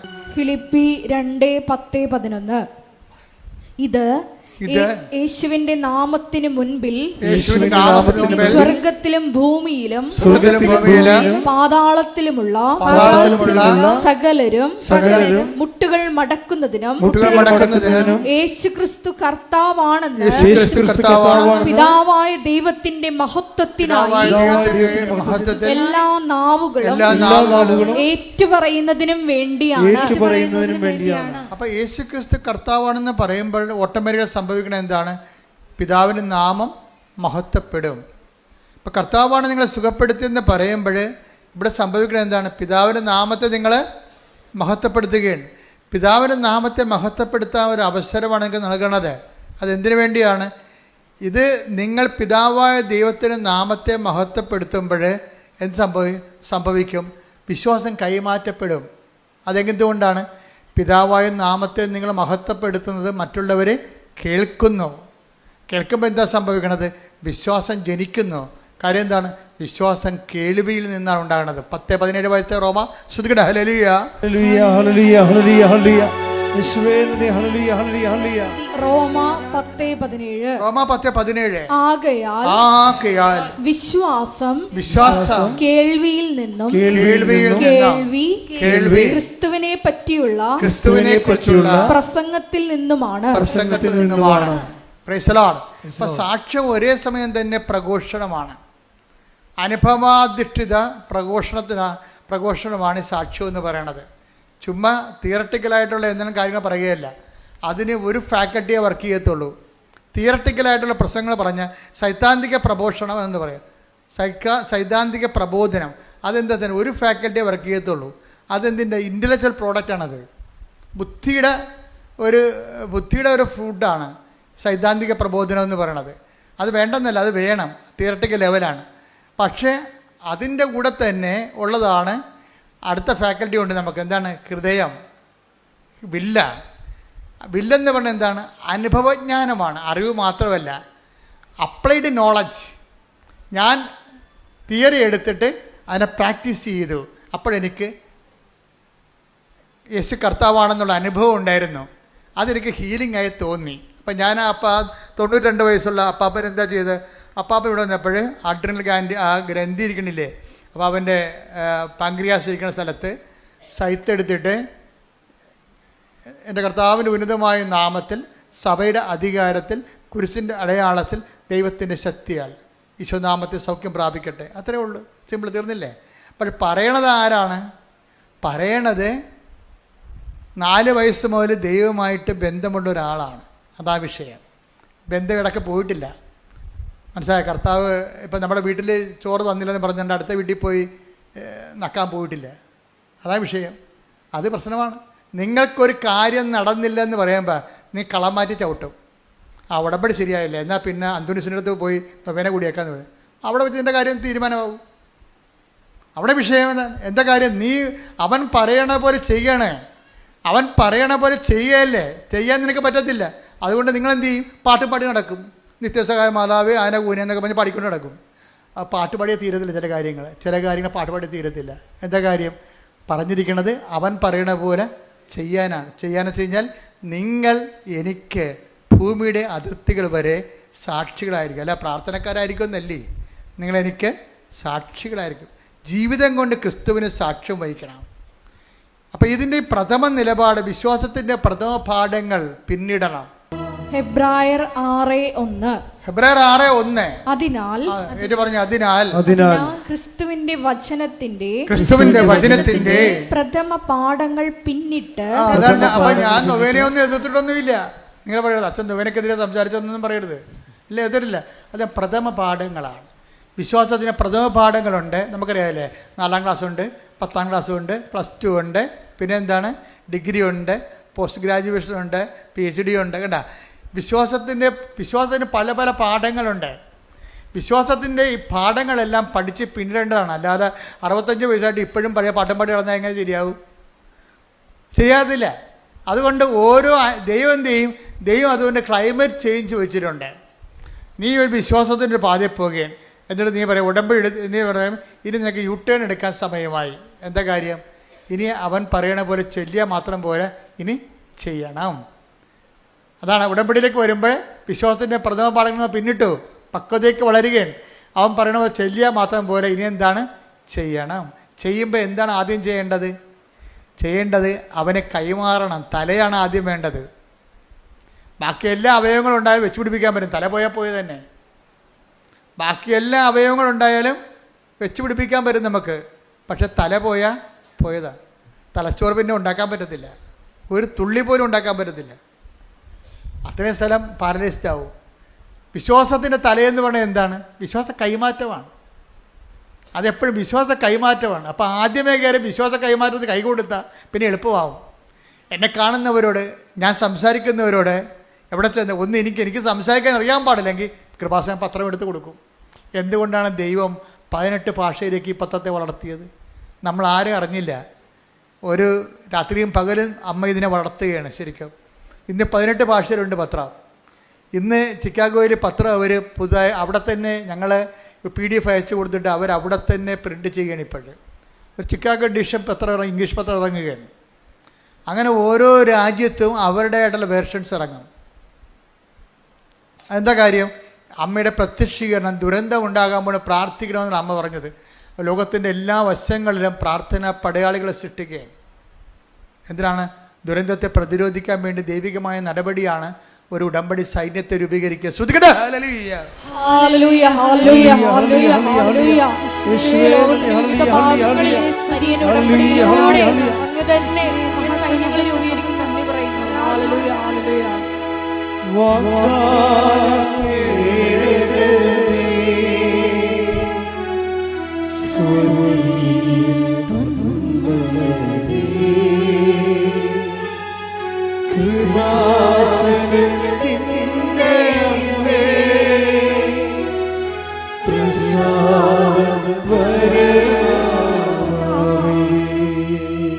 പരിശുദ്ധ പരമദിവ്യകാരുണ്യത്തിന് എന്നേരവും ആരാധനയും സ്തുതിയും പുകഴ്ചയും ഉണ്ടായിരിക്കട്ടെ. അപ്പോഴേ ഈ 92 വയസ്സുള്ള അപ്പൻ്റെ പാങ്ക്രിയാസിലെ കല്ലുകൾ നിറഞ്ഞ പാങ്ക്രിയാസിലെ ഓപ്പറേഷന് ഇനി ആൻറ്റിബയോട്ടിക്സ് കൊടുക്കുന്നതിന് സുഖപ്പെടാത്ത പാങ്ക്രിയാസിലെ ഓപ്പറേഷൻ നടത്താൻ 92 വയസ്സുകാർക്ക് പറ്റത്തില്ല എന്ന് പറഞ്ഞുകൊണ്ട് വൈദ്യശാസ്ത്രം റിജക്റ്റ് ചെയ്ത പാങ്ക്രിയാസിലെ എന്താ ചെയ്യേണ്ടത്? സൈത്ത് പൂശിട്ട് പറയും, എൻ്റെ കർത്താവിൻ്റെ ഉന്നതമായ നാമത്തിൽ. അപ്പം നാമമാണ് അവിടുത്തെ പ്രധാനപ്പെട്ടത്. എൻ്റെ കർത്താവിന് നാമം ഉന്നതമായ നാമമാണ്. ഫിലിപ്പിയർ 2:7 അനുസരിച്ച് എൻ്റെ കർത്താവിന് ഉന്നതമായ. അപ്പം എൻ്റെ കർത്താവെന്ന് പറയാൻ കഴിയണം. ഞാനൊക്കെ നമ്മുടെ കർത്താവെന്ന് ഞാൻ പറയാറില്ല ഒരിക്കലും. പ്രാർത്ഥനയിൽ എൻ്റെ കർത്താവെന്ന് പറയത്തുള്ളൂ. നിങ്ങൾ കേട്ടിട്ടില്ലേ? എൻ്റെ കർത്താവിന് ഉന്നതമായ നാം. അതായത് ഞാൻ ഈ 65 കൊല്ലം അല്ലെങ്കിൽ 61 കൊല്ലം 4 വയസ്സിലാണ് എനിക്ക് വിശ്വാസം കിട്ടുന്നത്. അപ്പം ഈ 4 വയസ്സിന് തൊട്ട് ഇന്ന് വരെ ഞാൻ അനുഭവിച്ച ഒരു ക്രിസ്തുവുണ്ട്. അതെല്ലാത്തേക്കും ഉന്നതമായൊരു ക്രിസ്തുവാണ്. ആരും എന്നെ പഠിപ്പിച്ച ക്രിസ്തുവല്ല, അനുഭവത്തിലൂടെ ഞാൻ കണ്ടറിഞ്ഞ എൻ്റെ കുടുംബത്തിൻ്റെ വിശുദ്ധമായ അപ്പൻ്റെ വിശ്വാസ പാരമ്പര്യത്തിൽ നിന്ന് കണ്ട് മനസ്സിലാക്കിയ ദൈവത്തെ സഭ എനിക്ക് താത്വികമായി പഠിപ്പിച്ചു തന്നു. സഭയുടെ പഠിപ്പിച്ചു തന്ന മൊത്തം ഞാൻ ഉൾക്കൊള്ളുകയും അതനുസരിച്ച് ക്ലാസ്സിൽ കൃത്യമായിട്ടിരുന്നത് പഠിച്ച് മനസ്സിലാക്കി അങ്ങനെ സഭയും കുടുംബവും കൂടി കൈമാറിയ ക്രിസ്തുവുണ്ട്. അതാണ് എൻ്റെ കർത്താവ്. അതിനെ ഞാൻ ആപ്ലിക്കേറ്റ് ചെയ്തിട്ടുണ്ട്. എൻ്റെ ജീവിതത്തിൻ്റെ അഗ്നി പരീക്ഷകളിലൂടെ ക്രിസ്തുവിൻ്റെ കുരിശ് ഞാൻ കയ്യിൽ നിന്ന് കളയാതെ ഞാൻ കുരിശ് ഈ തീ കടൽ നീന്തി കടന്ന ചരിത്രം എനിക്കുണ്ട്. അപ്പോൾ അത് അങ്ങനെ വരുമ്പോഴാണ് അതിൽ എന്നെ കൂടെ സഹായിച്ച കർത്താവാണ് എൻ്റെ കർത്താവ്. ഇപ്പം സ്പിരിറ്റ് ഓഫ് മേരി എന്ന് പറയത്തില്ല, മറിയത്തിൻ്റെ ആത്മാവ്. മറിയത്തിൽ ഇറങ്ങി വസിച്ച് രക്ഷണകൃത്യം പൂർത്തിയാക്കിയ മറിയത്തിൻ്റെ ദൗത്യം പൂർത്തിയാക്കിയതാണ് മറിയത്തിൻ്റെ ആത്മാവ്. ക്രിസ്തുവിൻ്റെ ആത്മാവുണ്ട്, കർത്താവിൻ്റെ ആത്മാവുണ്ട്. എവിടെയെല്ലാം വ്യത്യസ്തമായ രീതികളിൽ ദൈവത്തിൻ്റെ ആത്മാവ് ദൗത്യം പൂർത്തിയാക്കുമ്പോൾ അത് അവരുടെ പേരിൽ അറിയപ്പെടും. അതുപോലെ എൻ്റെ കർത്താവെന്ന് പറയുമ്പോൾ എൻ്റെ ജീവിതാനുഭവത്തിലൂടെ കർത്താവിന് സുവിശേഷമാകാനും സുവിശേഷമേകാനും വേണ്ടി കടന്നുപോയ അഗ്നിപരീക്ഷയുടെ കാലഘട്ടങ്ങളിൽ വിശ്വാസത്തെ മുറുകെ പിടിച്ചുകൊണ്ട് തന്നെ മുന്നേറിയ സാക്ഷ്യം വഹിച്ചുള്ള കാര്യം ആണ്. അത് പ്രഖ്യാപിക്കും എൻ്റെ കർത്താവിൻ്റെ ഉന്നതമായ നാമത്തിൽ. പിന്നെ എന്താണ്? സഭയാണ് എനിക്ക് പൗരോഹിത്യം നൽകുക. സഭയെ ഞാൻ അനുസ്മരിക്കും. എന്താ കാര്യം? സഭയില്ല പിന്നെ ഞാനില്ല. കാര്യം എന്താണ്? സഭയാണ് എനിക്ക് പട്ടം നൽകിയത്, കർത്താവിൻ്റെ അഭിഷേകം നൽകിയ കാര്യം. അപ്പോസ്തലികമായ അഭിഷേകം സഭയ്ക്ക് മാത്രമേ ഉള്ളൂ. അതുകൊണ്ടാണ് ഞാൻ സഭ എന്തെല്ലാം പ്രശ്നങ്ങൾ സഭയിലുണ്ടായിട്ട് ഞാൻ സഭയെ വിമർശിക്കാത്തതിൻ്റെ കാരണം എന്താ? സഭയെ ഞാൻ കഴിഞ്ഞ ദിവസങ്ങളിൽ അമേരിക്കയിൽ നിന്ന് അച്ഛൻ വന്നിട്ട് എന്നോട് മൺസിഞ്ഞർ വന്നിട്ട് എന്നോട് കുറേ നേരം സംസാരിച്ചു. ഞാൻ പറഞ്ഞു ഞാൻ സഭയ്ക്കെതിരെ ഒരിക്കലും സംസാരിക്കത്തില്ല. എന്താ കാര്യം? സഭയെ കർത്താവിൻ്റെ രക്തത്താൽ വീണ്ടെടുക്കുന്നതാണ് സഭ. നമ്മൾ സഭയെ സംസാരിച്ചെതിരെ ഒരു പോറൽ വന്നാൽ പിന്നെ അത് നികർത്താൻ നമുക്ക് പറ്റത്തില്ല. ഗർഭിണികളുടെ ശരീരത്തിൽ കുഞ്ഞുങ്ങളെ, മൂത്ത കുഞ്ഞുങ്ങളൊക്കെ വന്നിട്ട് അമ്മയുടെ വയറിലൊക്കെ, അമ്മേ ഈ വയറെന്ന് കുഞ്ഞുവാവ് എപ്പോൾ വരും എന്നൊക്കെ ചോദിച്ചിട്ട് പിള്ളേർ മാന്തത്തില്ലേ. അപ്പോൾ പിള്ളേരെ മാറ്റി നിർത്തും. എന്താ കാര്യം? പിള്ളേരുടെ കായ് നഖം വയറെ കൊണ്ടു കഴിഞ്ഞാൽ പാട് കിടക്കൂടാ. അതുപോലെ സഭയെ നമ്മൾ വിമർശിച്ചാൽ നമുക്കുമായിട്ട് പിന്നെ അത് ആ പാടായിട്ട് അവിടെ കിടക്കും. അതുകൊണ്ട് സഹിച്ച്, സഭയിൽ എന്തെല്ലാം പ്രശ്നങ്ങളുണ്ടെങ്കിലും സഹിച്ച് പ്രാർത്ഥിക്കാനേ പറ്റത്തുള്ളൂ. കാര്യം എന്താണ്? സഭയ്ക്ക് ആവശ്യമായത് വിശ്വാസികളുടെ സഹന പ്രാർത്ഥനകളാണ്. നമ്മൾ ഈ കാലത്തെ അതിജീവിക്കും. നമ്മൾ ഈ കാലത്തെ അതിജീവിക്കുമ്പോൾ എൻ്റെ മനസ്സിലുള്ളത് സത്യവും നീതിയും പെരുമാറണം. അതിൻ്റെ അകത്ത് രണ്ട് ഭാഗം, ഒരു ഭാഗമായിട്ട് ആരും ഞാൻ തിരിക്കത്തില്ല. ഞാൻ തിരിക്കണേ എന്തുകൊണ്ടെന്ന് പറഞ്ഞാൽ എല്ലാവർക്കും നീതി കിട്ടണം, എല്ലാവരും കർത്താവിൻ്റെ കൃപയിലും ദൈവസ്നേഹത്തിലും നിലനിൽക്കണം. അതിനുവേണ്ടി നമ്മൾ സഹിച്ച് പ്രാർത്ഥിക്കും. ശ്രദ്ധിക്കട്ടെ. ഹല്ലേലൂയ, ഹല്ലേലൂയ, ഹല്ലേലൂയ, ഹല്ലേലൂയ, ഹല്ലേലൂയ. മഹത്വം, മഹത്വം. ഹല്ലേലൂയ, ഹല്ലേലൂയ, ഹല്ലേലൂയ. യേശുവേ, ആഗോള സഭയിൽ നിൽക്കുന്ന അത് എൻ്റെ കർത്താവിൻ്റെ ഉന്നതമായ നാമത്തിൽ. പിന്നെന്താ പറയണത്? സഭയുടെ അധികാരത്തിൽ. പിന്നെന്താണ്? കുരിശിൻ്റെ അടയാളത്തിൽ. ദൈവത്തിൻ്റെ ശക്തി, കൃപ എന്ന് പറഞ്ഞാൽ ദൈവത്തിൻ്റെ ശക്തിയല്ലേ? ദൈവത്തിൻ്റെ ശക്തിയാൽ. അപ്പം എൻ്റെ കർത്താവിൻ്റെ ഉന്നതമായ നാമത്തിൽ, സഭയുടെ അധികാരത്തിൽ, കുരിശിൻ്റെ അടയാളത്തിൽ. കുരിശിൻ്റെ അടയാളം എന്ന് പറയുന്നത് എന്താണ്? പാപത്തിന് പരിഹാരം ചെയ്ത് മനുഷ്യനെ വീണ്ടെടുത്തതിൻ്റെ വിജയചിഹ്നമാണ് കുരിശ്. കുരിശിൻ്റെ അടയാളത്തിൽ ദൈവത്തിൻ്റെ ശക്തി, കൃപയാൽ യേശുക്രിസ്തു ഉന്നതമായ നാമത്തിൽ നീ സൗഖ്യം പ്രാപിക്കട്ടെ. അപ്പം ആ സൗഖ്യം ഈ 92 വയസ്സുകാരൻ അനുഭവിച്ചിട്ട് അദ്ദേഹം ഇവിടുന്ന് സന്തോഷമായിട്ട് നടന്നു പോകുമ്പോൾ ആരാണ് സാക്ഷ്യം പറയുന്നത്? അദ്ദേഹമല്ലേ? അദ്ദേഹത്തിൻ്റെ ശരീരത്തിലല്ലേ പാങ്ക്രിയാസിൻ്റെ കല്ലുകൾ മാറിയെന്ന് അദ്ദേഹത്തിനാണ്. ഇങ്ങോട്ട് വന്ന ആളല്ല തിരിച്ചു പോണത്. അപ്പോൾ ആരാണ് ആദ്യം സാക്ഷ്യം പറയേണ്ടത്? വൈദ്യശാസ്ത്രമാണ്? അപ്പാപ്പനാണ്? അപ്പാപ്പനാണ്. പിന്നീട് പോയി സ്കാൻ ചെയ്ത് നോക്കിയപ്പോൾ ഒറ്റ കല്ലും കാണാനില്ല. ഹല്ലേലൂയ, ഹല്ലേലൂയ, ഹല്ലേലൂയ. അപ്പം ആ പ്രഥമ സാക്ഷി ആരാണ്? ആ രോഗി അനുഭവിച്ച രോഗിയാണ്. രണ്ടാമത്തെ സാക്ഷിയാണ് ആര്? വൈദ്യശാസ്ത്രം. അപ്പോൾ വൈദ്യശാസ്ത്രമാണ് എല്ലാം എന്ന് പറഞ്ഞു കഴിഞ്ഞാൽ രോഗി അപ്രസക്തനാണെന്നും വിവരമില്ലാത്തവനാണെന്നും ചുമ്മാ വിവരമില്ലാത്തവർ കൊട്ടിക്കൊഴിക്കേണ്ടതാണത്. എന്താ പ്രശ്നം എന്ന് വെച്ച് കഴിഞ്ഞാൽ ആ രോഗിയുടെ വിശ്വാസം സ്വീകരിക്കാനുള്ള കഴിവ് നമ്മൾ തള്ളിക്കളഞ്ഞിട്ട് കാര്യമില്ല. അത് കൊണ്ടുപോയി കുറച്ച് മെഷീൻസിന് കൊടുത്തിട്ട് കാര്യമില്ല. വിശ്വാസം ഏറ്റുപറഞ്ഞിട്ട് ആ രോഗി വിശ്വാസം ഏറ്റുപറഞ്ഞുകൊണ്ടല്ലേ അദ്ദേഹത്തിന് സൗഖ്യം കിട്ടിയത്. അവൻ്റെ വിശ്വാസത്തെയാണ് നമ്മൾ സാക്ഷീകരിക്കേണ്ടത്, അല്ല വൈദ്യശാസ്ത്രത്തിൻ്റെ കയ്യിരിക്കണ മെഷീൻസിനല്ല. നീ പറഞ്ഞത് കേട്ടിട്ട് 10 പേര് ക്രിസ്തുവിനെ അറിഞ്ഞെന്ന് പറഞ്ഞാൽ തീർച്ചയായിട്ടും അത് ഏറ്റവും വലിയ കാര്യമാണ്. അതൊന്നും നടക്കാതെ ചുമ്മാ വായി തോന്നലെല്ലാം വിളിച്ചു പറഞ്ഞുകൊണ്ട് ദൈവിക നടപടികൾ വിമർശിക്കാൻ പോയാൽ അവർ വിശ്വാസികളല്ല, വിശ്വാസികളെക്കാൾ തരം താഴ്ന്നവരാണ്. ഓർക്കുക, നിങ്ങളുടെ ഉടമ്പടിയുടെ തലയെന്ന് പറയുന്നത് എന്താണ്? അത് വിശ്വാസ കൈമാറ്റമാണ്. ഇതിൻ്റെ ഹൃദയം എന്ന് പറഞ്ഞാൽ എന്താ? തല എന്താണ്? വിശ്വാസ കൈമാറ്റം. അല്ല നിങ്ങൾ പ്രത്യക്ഷീകരണ പ്രാർത്ഥന ചൊല്ലിയിട്ട് ഇങ്ങനെ ഞാൻ 350 പ്രാവശ്യം പ്രത്യക്ഷീകരണ പ്രാർത്ഥന ചൊല്ലി ഞാനെടുത്ത് മരിച്ചത് എങ്ങനെ മുട്ടത്തൊരു എറിയോ? അല്ല എന്ത് ചെയ്യാനാണ് ഈ സാധനത്തിന്? ഇതിനൊന്നും അറിയത്തില്ല. ഞാൻ 350 പ്രാവശ്യം പ്രത്യക്ഷീകരണ പ്രാർത്ഥന ചൊല്ലിയെന്നാണ്. നീ 1 പ്രാവശ്യം ചൊല്ലിയാൽ മതി, അതേ പറഞ്ഞിട്ടുള്ളൂ. പിന്നെ എന്താണ് പറയെന്താ? രണ്ടാമത്തത് അവൻ പറയണ പോലെ ചെയ്യണം. എന്ത് ചെയ്യണം? ആദ്യം വിശ്വാസ കൈമാറ്റം നടത്തണം. അതിന് നിനക്ക് സംസാരിക്കാൻ അറിയാൻ പാടില്ലെങ്കിൽ 18 ഭാഷ പത്രമുണ്ട്, അതുകൊണ്ട് കൊടുത്തിട്ട് കാര്യം പറയണം നിങ്ങൾ. പിന്നെന്താ ചെയ്യേണ്ടത്? പിന്നെ ചെയ്യേണ്ടത് രണ്ടാമത്തെ കാര്യം എന്താണ്? അവൻ പറയണ പോലെ ചെയ്യണം.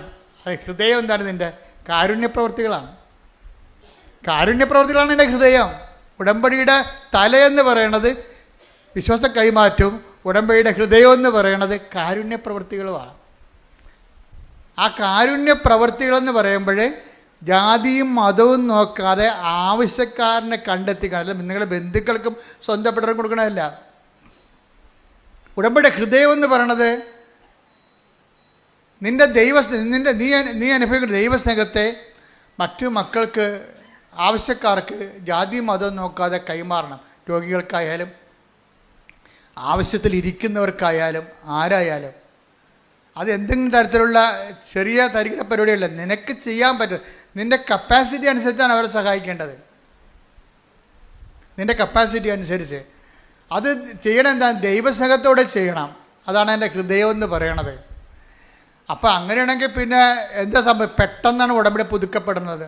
ഉടമ്പടി കൃപാസനത്തിൽ വന്ന് പുതുക്കുന്നതിനേക്കാൾ ഉപരി നിൻ്റെ ജീവിതം ഉടമ്പടി പ്രകാരമാണെങ്കിൽ നിൻ്റെ ജീവിതം തന്നെ പുതുക്കിക്കൊണ്ടേയിരിക്കും. ദൈവം പുതുക്കിക്കൊണ്ടേയിരിക്കും. അപ്പോഴതുകൊണ്ട് ഇതിൽ പ്രാർത്ഥനയുണ്ട്, പ്രയോഗമുണ്ട്, അതേസമയം തന്നെ പ്രഖ്യാപനങ്ങളുണ്ട്.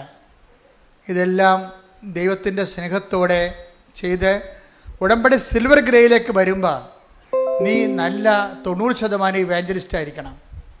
ആരാണ്?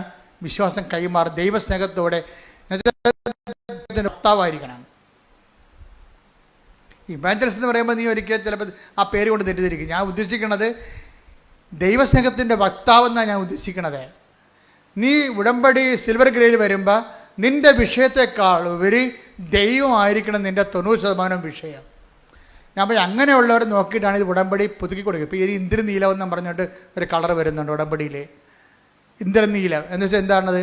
അതായത് നമ്മളുടെ നല്ല കടുന്നീലമില്ലേ, ഈ പുസ്തകമൊക്കെ ഈ നമ്മുടെ പുറപ്പാടിൻ്റെ പുസ്തകത്തിലൊക്കെ വാഗ്ദാന പേടകം മൂടണത് ഇന്ദ്രനീലം കൊണ്ടാണ്, കടുന്നീലം കൊണ്ടാണ്. അപ്പോൾ കടുന്നീലം ഒരു കളറിനെ കുറിച്ച് ഞാൻ ആലോചിക്കുന്നുണ്ട്. സിൽവർ ഗ്രേയിലുള്ള ആൾക്കാർ അവരൊക്കെ പുതുക്കി കൊടുക്കും. അവർ കടുന്നീല കളറിലേക്ക് വരും. എന്ന് വെച്ചാൽ ഇന്ദ്രനീലം വാഗ്ദാന പേടകം മൂടുന്ന കളറിലേക്ക് വരും. അത് വരുമ്പോൾ എന്ത് ചെയ്യും? അവർ പൂർണ്ണമായിട്ടും കൃപ നിറഞ്ഞവളും അവർ തന്നെ വിശ്വാസ കൈമാറ്റം പ്രധാനപ്പെട്ട ലക്ഷ്യമായിട്ട് മാറുന്ന ഒരാൾക്കാരാണ് പുതുക്കി. അല്ലാതെ ഇപ്പോഴും ആൾക്ക് പേരക്കിടാവിന് കേന്ദ്ര വിദ്യാലയത്തിൽ ഇത് കിട്ടണം, വീട്ടിലെ ഓഹരി കിട്ടണം എന്നൊക്കെ പറഞ്ഞ് നടക്കുന്ന ആൾക്കാരില്ലേ, അവർക്കിത് പുതുക്കിയിട്ട് കാര്യമില്ല. അതുകൊണ്ടാണ്. അപ്പോൾ ദൈവത്തിന് വേണ്ടി ജീവിക്കുന്നവർക്ക് ഉടമ്പടി പുതുക്കി കൊടുക്കൊണ്ടിരിക്കും. ഏതാണ്? ഈ സിൽവർ ഗ്രേയും പിന്നെയും പുതുക്കി കൊടുക്കും. അപ്പം അതുകൊണ്ട് നിങ്ങൾ നല്ല അച്ഛൻ പറയുന്ന മുഴുവനും ശരിയാണ്. ഞാനൊന്നും ചിന്തിക്കാതെയും ആലോചിക്കാതെയും കാര്യങ്ങൾ മനസ്സിലാക്കാതെയും പറയത്തില്ല. എല്ലാ വിഷയത്തിൻ്റെ മേലും നിങ്ങൾക്ക് വലിയ ദൈവാനുഗ്രഹം ഉണ്ടാകട്ടെ. കർത്താവിൻ്റെ കൃപയിൽ നിങ്ങൾ വളർന്ന് ആദ്യം ദൈവരാജ്യം അതിൻ്റെ നീതിയും നിറവേറ്റാനുള്ള അത്യാവശ്യാഭിഷേകം നിങ്ങൾക്ക് ലഭിച്ചു കഴിഞ്ഞാൽ ബാക്കിയുള്ളതെല്ലാം ദൈവം ചേർത്ത് നടക്കുന്നത് ഈ 6 കാര്യമായിരിക്കത്തില്ല. ഒരു ഒറ്റ ശ്വാസത്തിൽ ഒരു പെങ്കൊച്ച് കഴിഞ്ഞ ദിവസങ്ങളിൽ 14 സാക്ഷ്യം പറഞ്ഞു. അപ്പോൾ 6 കാര്യങ്ങളാണ് നടക്കുന്നത്. 6ഒന്നുമല്ല, എത്ര വേണമെങ്കിലും ദൈവം ചെയ്യും. ആദ്യം ദൈവിക കാര്യങ്ങൾ ക്രമീകരിക്കുക. എഴുന്നേൽക്കുക. പരിശുദ്ധ പരമ ദിവ്യകാരുണ്യത്തിന് ആരാധനയും സ്തുതിയും പുകഴ്ചയും ഉണ്ടായിരിക്കട്ടെ. പരിശുദ്ധ പരമ ദിവ്യകാരുണ്യത്തിന് ആരാധനയും സ്തുതിയും പുകഴ്ചയും ഉണ്ടായിരിക്കട്ടെ. നമുക്ക് 5 മിനിറ്റ് പ്രാർത്ഥന, അച്ഛനും സിസ്റ്ററും 5 മിനിറ്റ് പ്രാർത്ഥിക്കും. അതിനുശേഷം രോഗസൗഖ്യ പ്രാർത്ഥന. കർത്താവിൻ്റെ ഉന്നതമായ നാമത്തിൽ നമ്മെ ഓരോരുത്തരെയും പരിശുദ്ധ കൃപാസന മാതാവിൻ്റെ സംരക്ഷണയിൽ ഈ ദിവ്യകാരുണ്യനാഥനെ സമർപ്പിച്ച് പ്രാർത്ഥിക്കാം.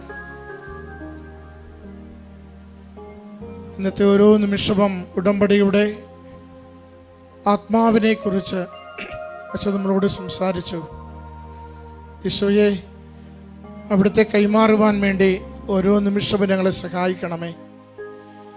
അവിടുന്ന് ഞങ്ങൾക്ക് നൽകിയിരിക്കുന്ന ഈ ജീവിതം അവിടുത്തെ നാമത്തെ മഹത്വപ്പെടുത്തുവാൻ വേണ്ടി ഞങ്ങളെ സഹായിക്കണമേ. അവിടുത്തെ സ്നേഹം പങ്കുവെക്കുന്നതിന് വേണ്ടി ഞങ്ങളെ സഹായിക്കണമേ. അവിടുന്ന് ഞങ്ങൾക്ക് നൽകിയിരിക്കുന്ന കുടുംബങ്ങളിൽ അവിടുത്തെ സംരക്ഷണം അനുഭവിക്കുവാൻ ഞങ്ങളെ സഹായിക്കണമേ. സുവിശേഷത്തിന് വെളിച്ചത്തിൽ ജീവിക്കുവാൻ ഞങ്ങളെ സഹായിക്കണമേ. ഉടമ്പടി പ്രാർത്ഥനയും പ്രവൃത്തിയും പ്രഘോഷണവും പ്രയോഗവുമുള്ള ജീവിതമെന്ന് ഓരോ നിമിഷവും ഞങ്ങളെ ഇവിടുന്ന് ഓർമ്മിപ്പിക്കുന്നുണ്ട്. വിശ്വനാഥ, എല്ലാ മേഖലകളെയും അവിടുത്തേക്ക് സമർപ്പിച്ച് പ്രാർത്ഥിക്കുന്നു. ഞങ്ങളുടെ നിയോഗങ്ങൾ അവിടുത്തെ സന്നിധിയിലേക്ക് സമർപ്പിക്കുമ്പോൾ അവിടുത്തെ സാക്ഷികളായി ഈ ലോകത്തിൽ ജീവിക്കുവാനുള്ള കൃപയിലേക്ക് ഞങ്ങളെ വളർത്തണമേ. താൽക്കാലിക നന്മകൾക്ക് വേണ്ടി ഞങ്ങൾ പ്രാർത്ഥിക്കുമ്പോൾ നിത്യമായി നിലനിൽക്കുന്ന സമാധാനത്തിലേക്ക് ഞങ്ങളുടെ ജീവിതങ്ങളെ ഉയർത്തുവാൻ അവിടുന്ന് കൃപയാകണമേ. നിഷ്കളങ്കമായി അവിടുത്തെ സ്നേഹിക്കുവാൻ സഹായിക്കണമേ. അങ്ങിൽ ആശ്രയിച്ച ജീവിതത്തിൻ്റെ ഓരോ അവസ്ഥകളെയും സമർപ്പിക്കുവാൻ ഞങ്ങളെ സഹായിക്കണമേ. അവിടുത്തെ വിശുദ്ധ വസ്തുക്കളാൽ ഞങ്ങൾ പ്രാർത്ഥിക്കുമ്പോൾ അവിടുത്തെ ഉന്നതമായ നാമത്തിൻ്റെ ശക്തി അതിലൂടെ പ്രകടമാക്കുവാൻ ഞങ്ങളെ സഹായിക്കണമേ. കർത്താവേ, അവിടുത്തെ നാമം മഹത്വപ്പെടട്ടെ. എല്ലാ തിന്മയുടെ ശക്തികളുടെ മേലും അവിടുത്തെ നാമം വിജയിക്കട്ടെ. ഇന്ന് സഭ കടന്നു പോകുന്ന എല്ലാ ക്ലേശ സാഹചര്യങ്ങളിലും അവിടുത്തെ ഉന്നതമായ നാമത്തിന് വിജയവും മഹത്വവും ലോകം മുഴുവനും അങ്ങിലേക്ക് ആകർഷിക്കും വിധം അങ്ങവരെ സഹായിക്കുകയും ചെയ്യണമേ. ഈശോയെ, ഞങ്ങളുടെ ഓരോ കുടുംബത്തെയും ഓരോ വ്യക്തി ജീവിതത്തെയും അവിടുത്തെ സന്നിധിയിലേക്ക് ഞങ്ങൾ സമർപ്പിക്കുന്നു. ഞങ്ങളുടെ വാക്കുകൊണ്ട് ഞങ്ങളുടെ പ്രവൃത്തി കൊണ്ട് അങ്ങയെ കൈമാറുവാനാവും വിധം ഞങ്ങളെ ജീവിക്കുവാൻ ഞങ്ങളെ അവിടുന്ന് സഹായിക്കണമേ. ഞങ്ങളുടെ സംസാരങ്ങളെ വിശുദ്ധീകരിക്കണമേ. ഞങ്ങളുടെ മനോഭാവങ്ങളെ വിശുദ്ധീകരിക്കണമേ. സമ്പത്തിനോടും പ്രശസ്തിയോടും അംഗീകാരത്തോടുമുള്ള ഞങ്ങളുടെ ആഗ്രഹങ്ങളെ വിശുദ്ധീകരിക്കണമേ. ഈശോയെ, അവിടുന്ന് നൽകിയിരിക്കുന്ന ഈ ജീവിതം അങ്ങയ്ക്ക് വേണ്ടി സമർപ്പിക്കുവാൻ ഞങ്ങളെ സഹായിക്കണമേ. ഞങ്ങളായിരിക്കുന്ന അവസ്ഥകളെ അവിടുന്ന് അറിയുന്നുവല്ലോ. ഞങ്ങളുടെ കുടുംബവും അതിന്റെ സാഹചര്യങ്ങളും അവിടുന്ന് കാണുന്നുവല്ലോ.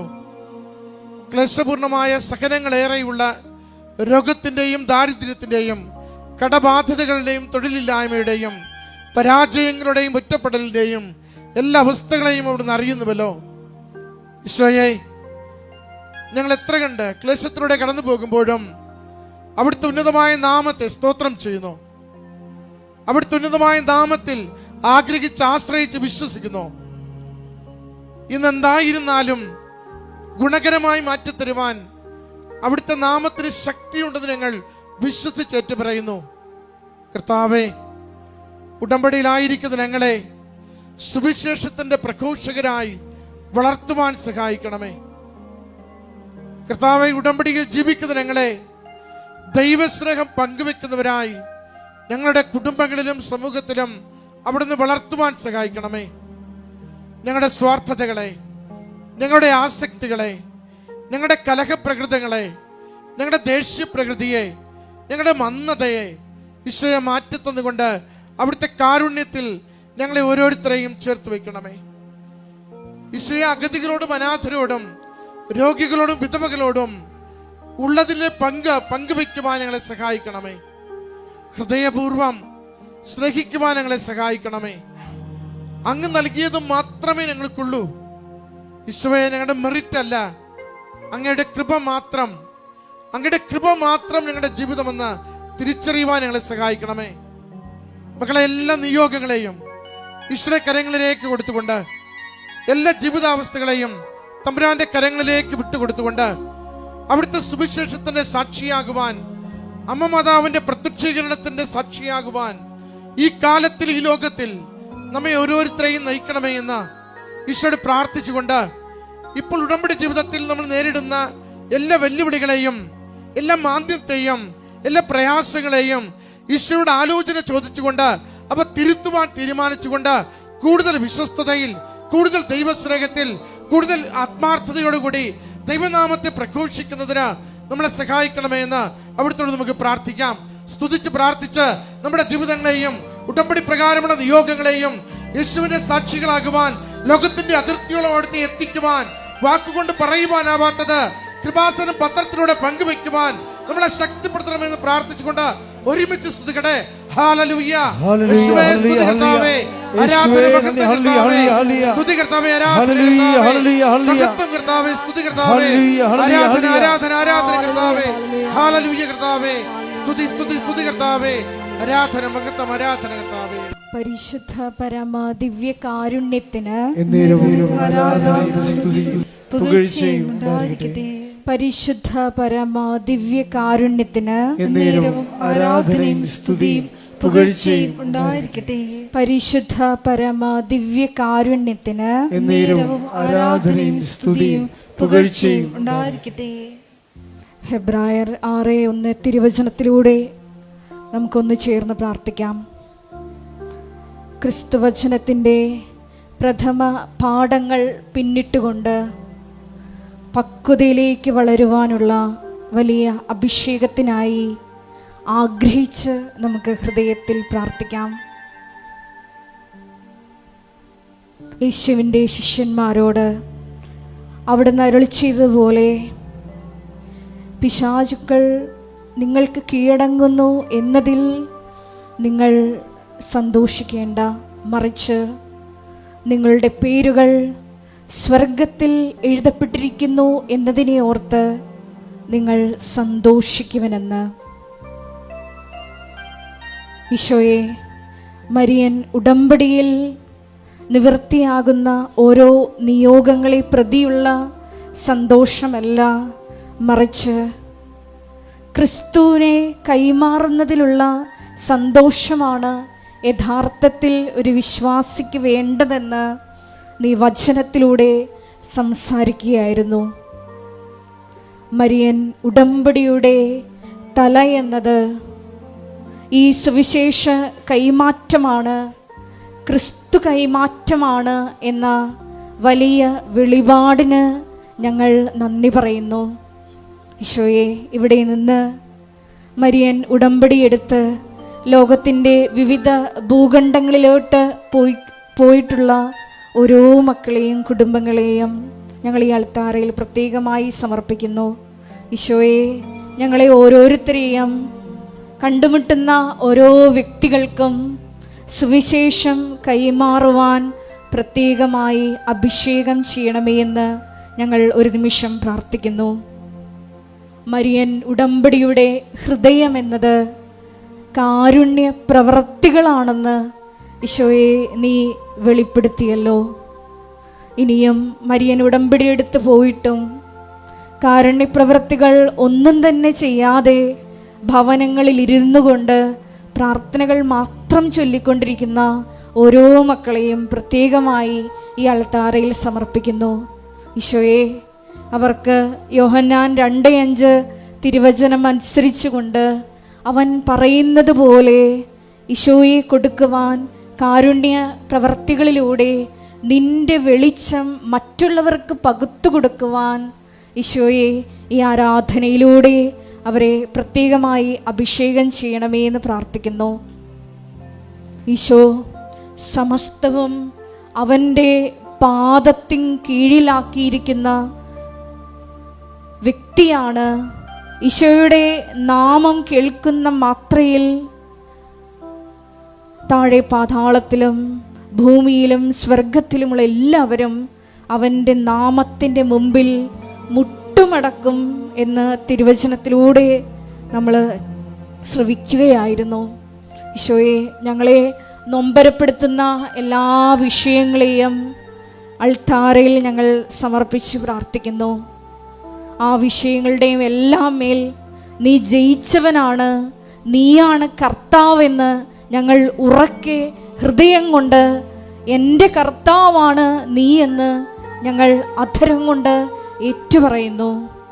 ഈശോയെ, പിതാവായ ദൈവത്തിൻ്റെ മഹത്വത്തിനായി ഞങ്ങളുടെ എല്ലാ പ്രതിസന്ധികളെയും, ഞങ്ങൾ ഇന്ന് അഭിമുഖീകരിച്ചു കൊണ്ടിരിക്കുന്ന രോഗാവസ്ഥകളാകാം, ഞങ്ങളെ വിഷമിപ്പിക്കുന്ന വ്യക്തികളാകാം, സാഹചര്യങ്ങളാകാം, എന്തു തന്നെയായാലും ഈശോയെ, അവിടെയെല്ലാം നിന്റെ കൃപ പ്രവർത്തിച്ച് നീയാണ് കർത്താവ്, എൻ്റെ കർത്താവെന്ന് ഉറക്കെ പ്രഖ്യാപിച്ചുകൊണ്ട് ഞങ്ങളെയും സാക്ഷികളായി ഉയർത്തണമേ എന്ന് നമുക്ക് പ്രത്യേകമായിട്ട് പ്രാർത്ഥിക്കാം.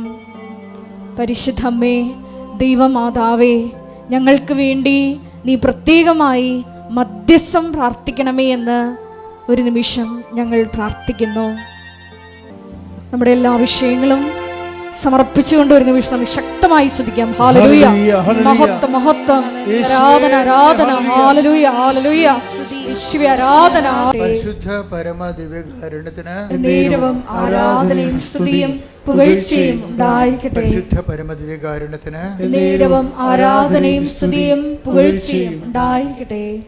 പ്രിയമുള്ളവരെ, ഉടമ്പടിയുടെ ശിരസിനെ കുറിച്ചാണ് നമുക്കിന്ന് വെളിപാട് കിട്ടിയത്.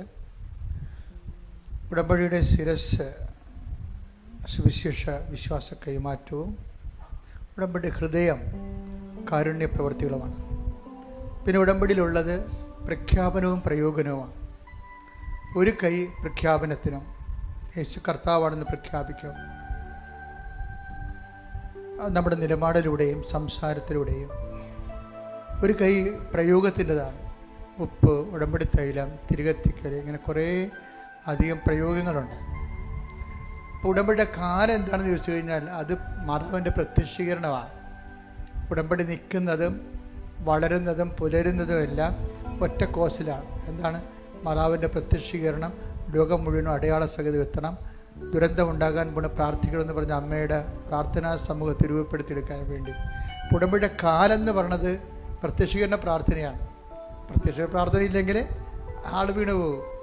എപ്പോഴും ഓർത്തേക്കണം, എല്ലാത്തിൻ്റെയും പ്രാധാന്യം വളരെ ബാലൻസ്ഡ് ആയിരിക്കണം. ശ്രദ്ധിക്കട്ടെ. ഹല്ലേലൂയ ഹല്ലേലൂയ ഹല്ലേലൂയ ഹല്ലേലൂയ ഹല്ലേലൂയ ഹല്ലേലൂയ, മഹത്വം മഹത്വം.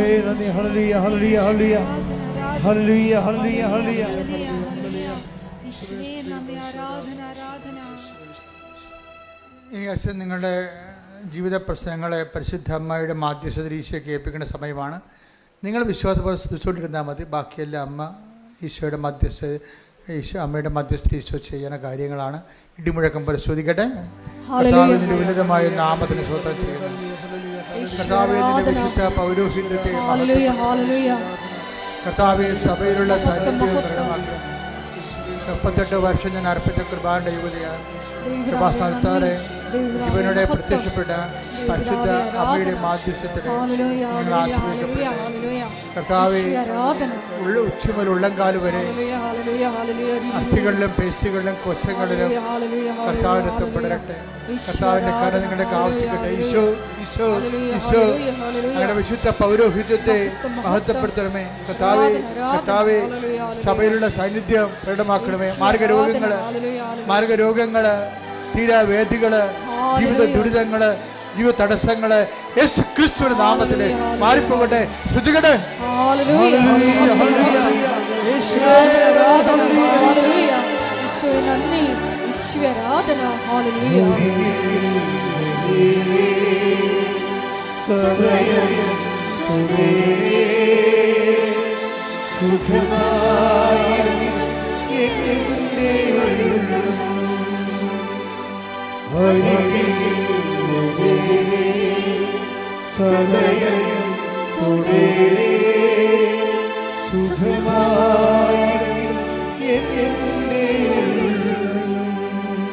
കർത്താവേ, നിന്റെ ഉന്നതമായ നാമത്തിന് സ്വസ്ഥം ചെയ്യുന്നു. കർത്താവേ, ഇപ്പോഴും കൃപാസനത്തിലും ഈ പ്രാർത്ഥന കൂടുമ്പോൾ ഓൺലൈനിലും ഇതുവരെ ഉടമ്പടിയുടെ ചില കാര്യങ്ങൾ ഇപ്പോഴും നടക്കാതിരിക്കുന്നവരുണ്ടെങ്കിൽ അമ്മേ, പരിശുദ്ധമേ, ദേവമാതാവേ, മാതാവിൻ്റെ മധ്യസ്ഥതയിൽ ഈശോൻ്റെ ഉന്നതമായ നാമത്തിൽ ഈ നിമിഷം കർത്താവിൻ്റെ അടിപ്പട പോലെ വൈദാഘാതം ദൈവികമായ ശക്തി അവരിലേക്ക് ആവസിക്കുകയും ജീവിത ദുരിതങ്ങൾ, തടസ്സങ്ങൾ, വിവാഹം നടക്കാത്ത അവസ്ഥകൾ, മക്കൾ ഇല്ലാത്ത അവസ്ഥകൾ, ഭവനമില്ലാത്ത അവസ്ഥകൾ, വഴിയും വീട് സ്ഥലവുമില്ലാത്ത അവസ്ഥകൾ, ജോലിയില്ലാത്ത അവസ്ഥകൾ, പലതരങ്ങളിൽ വിദേശ രാജ്യങ്ങളിലും നമ്മുടെ നാട്ടിലുമൊക്കെ ജോലിക്ക് വേണ്ടി പരിശ്രമിക്കുന്നവരുടെ എല്ലാ പരിശ്രമങ്ങളുടെ തടസ്സങ്ങൾ, അവരെല്ലാവരും ജീവിക്കാനുള്ള മാർഗം നേടിയെടുക്കുവാനും കടകൾ, കമ്പോളങ്ങൾ, വ്യാപാരങ്ങൾ, വ്യവസ്ഥകൾ നടത്തുന്നവർ, ജീവിതമാർഗം മുട്ടിപ്പോയവർ, കർത്താവെ, അവരെല്ലാം ഈ നിമിഷം നീ ആശീർവദിക്കണമെന്ന് പ്രാർത്ഥിക്കുന്നു. കർത്താവെ, വഴക്കുകൾ, കേസുകൾ, അതുപോലെ തന്നെ ശിശു മരണങ്ങൾ, ശിശു രോഗങ്ങൾ, ഗർഭിണികളുടെ രോഗങ്ങൾ, ഗർഭസ്ഥ ശിശുവിൻ്റെ വൈകല്യങ്ങൾ, കിടപ്പ് രോഗികൾ, ആശുപത്രി അടിസ്ഥാനപ്പെടുത്തിയിരിക്കുന്നവർ, കോടതി കേസിരിക്കുന്നവർ, ഈ ദിവസങ്ങൾ വിധി വരാൻ പോകുന്നവർ എല്ലാവരും കർത്താവിൻ്റെ നാമത്തിൽ കർത്താവ് ഉന്നതമായ നാമത്തിൽ സഭയുടെ അധികാരത്തിൽ കുരിശിൻ്റെ അടയാളത്തിൽ ദൈവത്തിൻ്റെ ശക്തിയാൽ മാർഗരോഗങ്ങൾ, തീരാ തടസ്സങ്ങളും യേശുവിൻ്റെ നാമത്തിൽ മാറിപ്പോകട്ടെ. ഹല്ലേലൂയ, ഹല്ലേലൂയ, ഹല്ലേലൂയ. എല്ലാ രോഗങ്ങളും സുഖപ്പെട്ടുകൊണ്ട്, തടസ്സങ്ങൾ നീക്കൊണ്ട് അങ്ങയുടെ നാമത്തെ ആരാധനയിലൂടെ വീണ്ടും വീണ്ടും മഹത്വപ്പെടുത്തണമേ.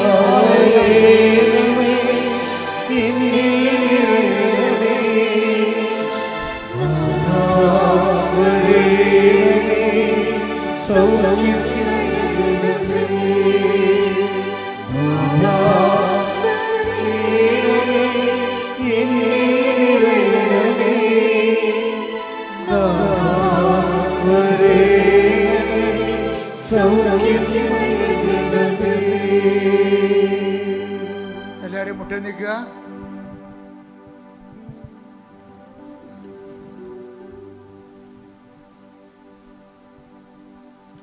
മൗനമായി നിങ്ങളുടെ വ്യക്തിപരമായ ആവശ്യങ്ങൾക്ക് വേണ്ടി പ്രാർത്ഥിക്കുക.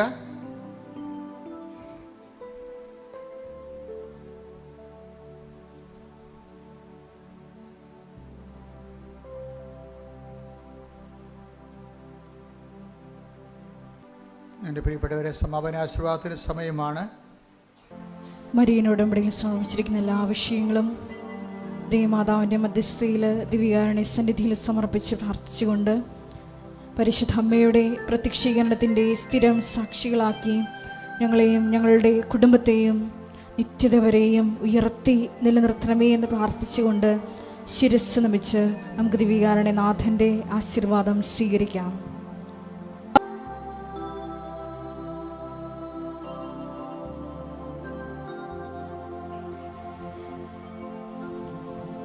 പരിശുദ്ധ പരമമാ ദിവ്യകാരുണ്യമേ, എന്നുമെന്നും അങ്ങേക്ക് ആരാധന. പരിശുദ്ധ പരമമാ ദിവ്യകാരുണ്യമേ, എന്നുമെന്നും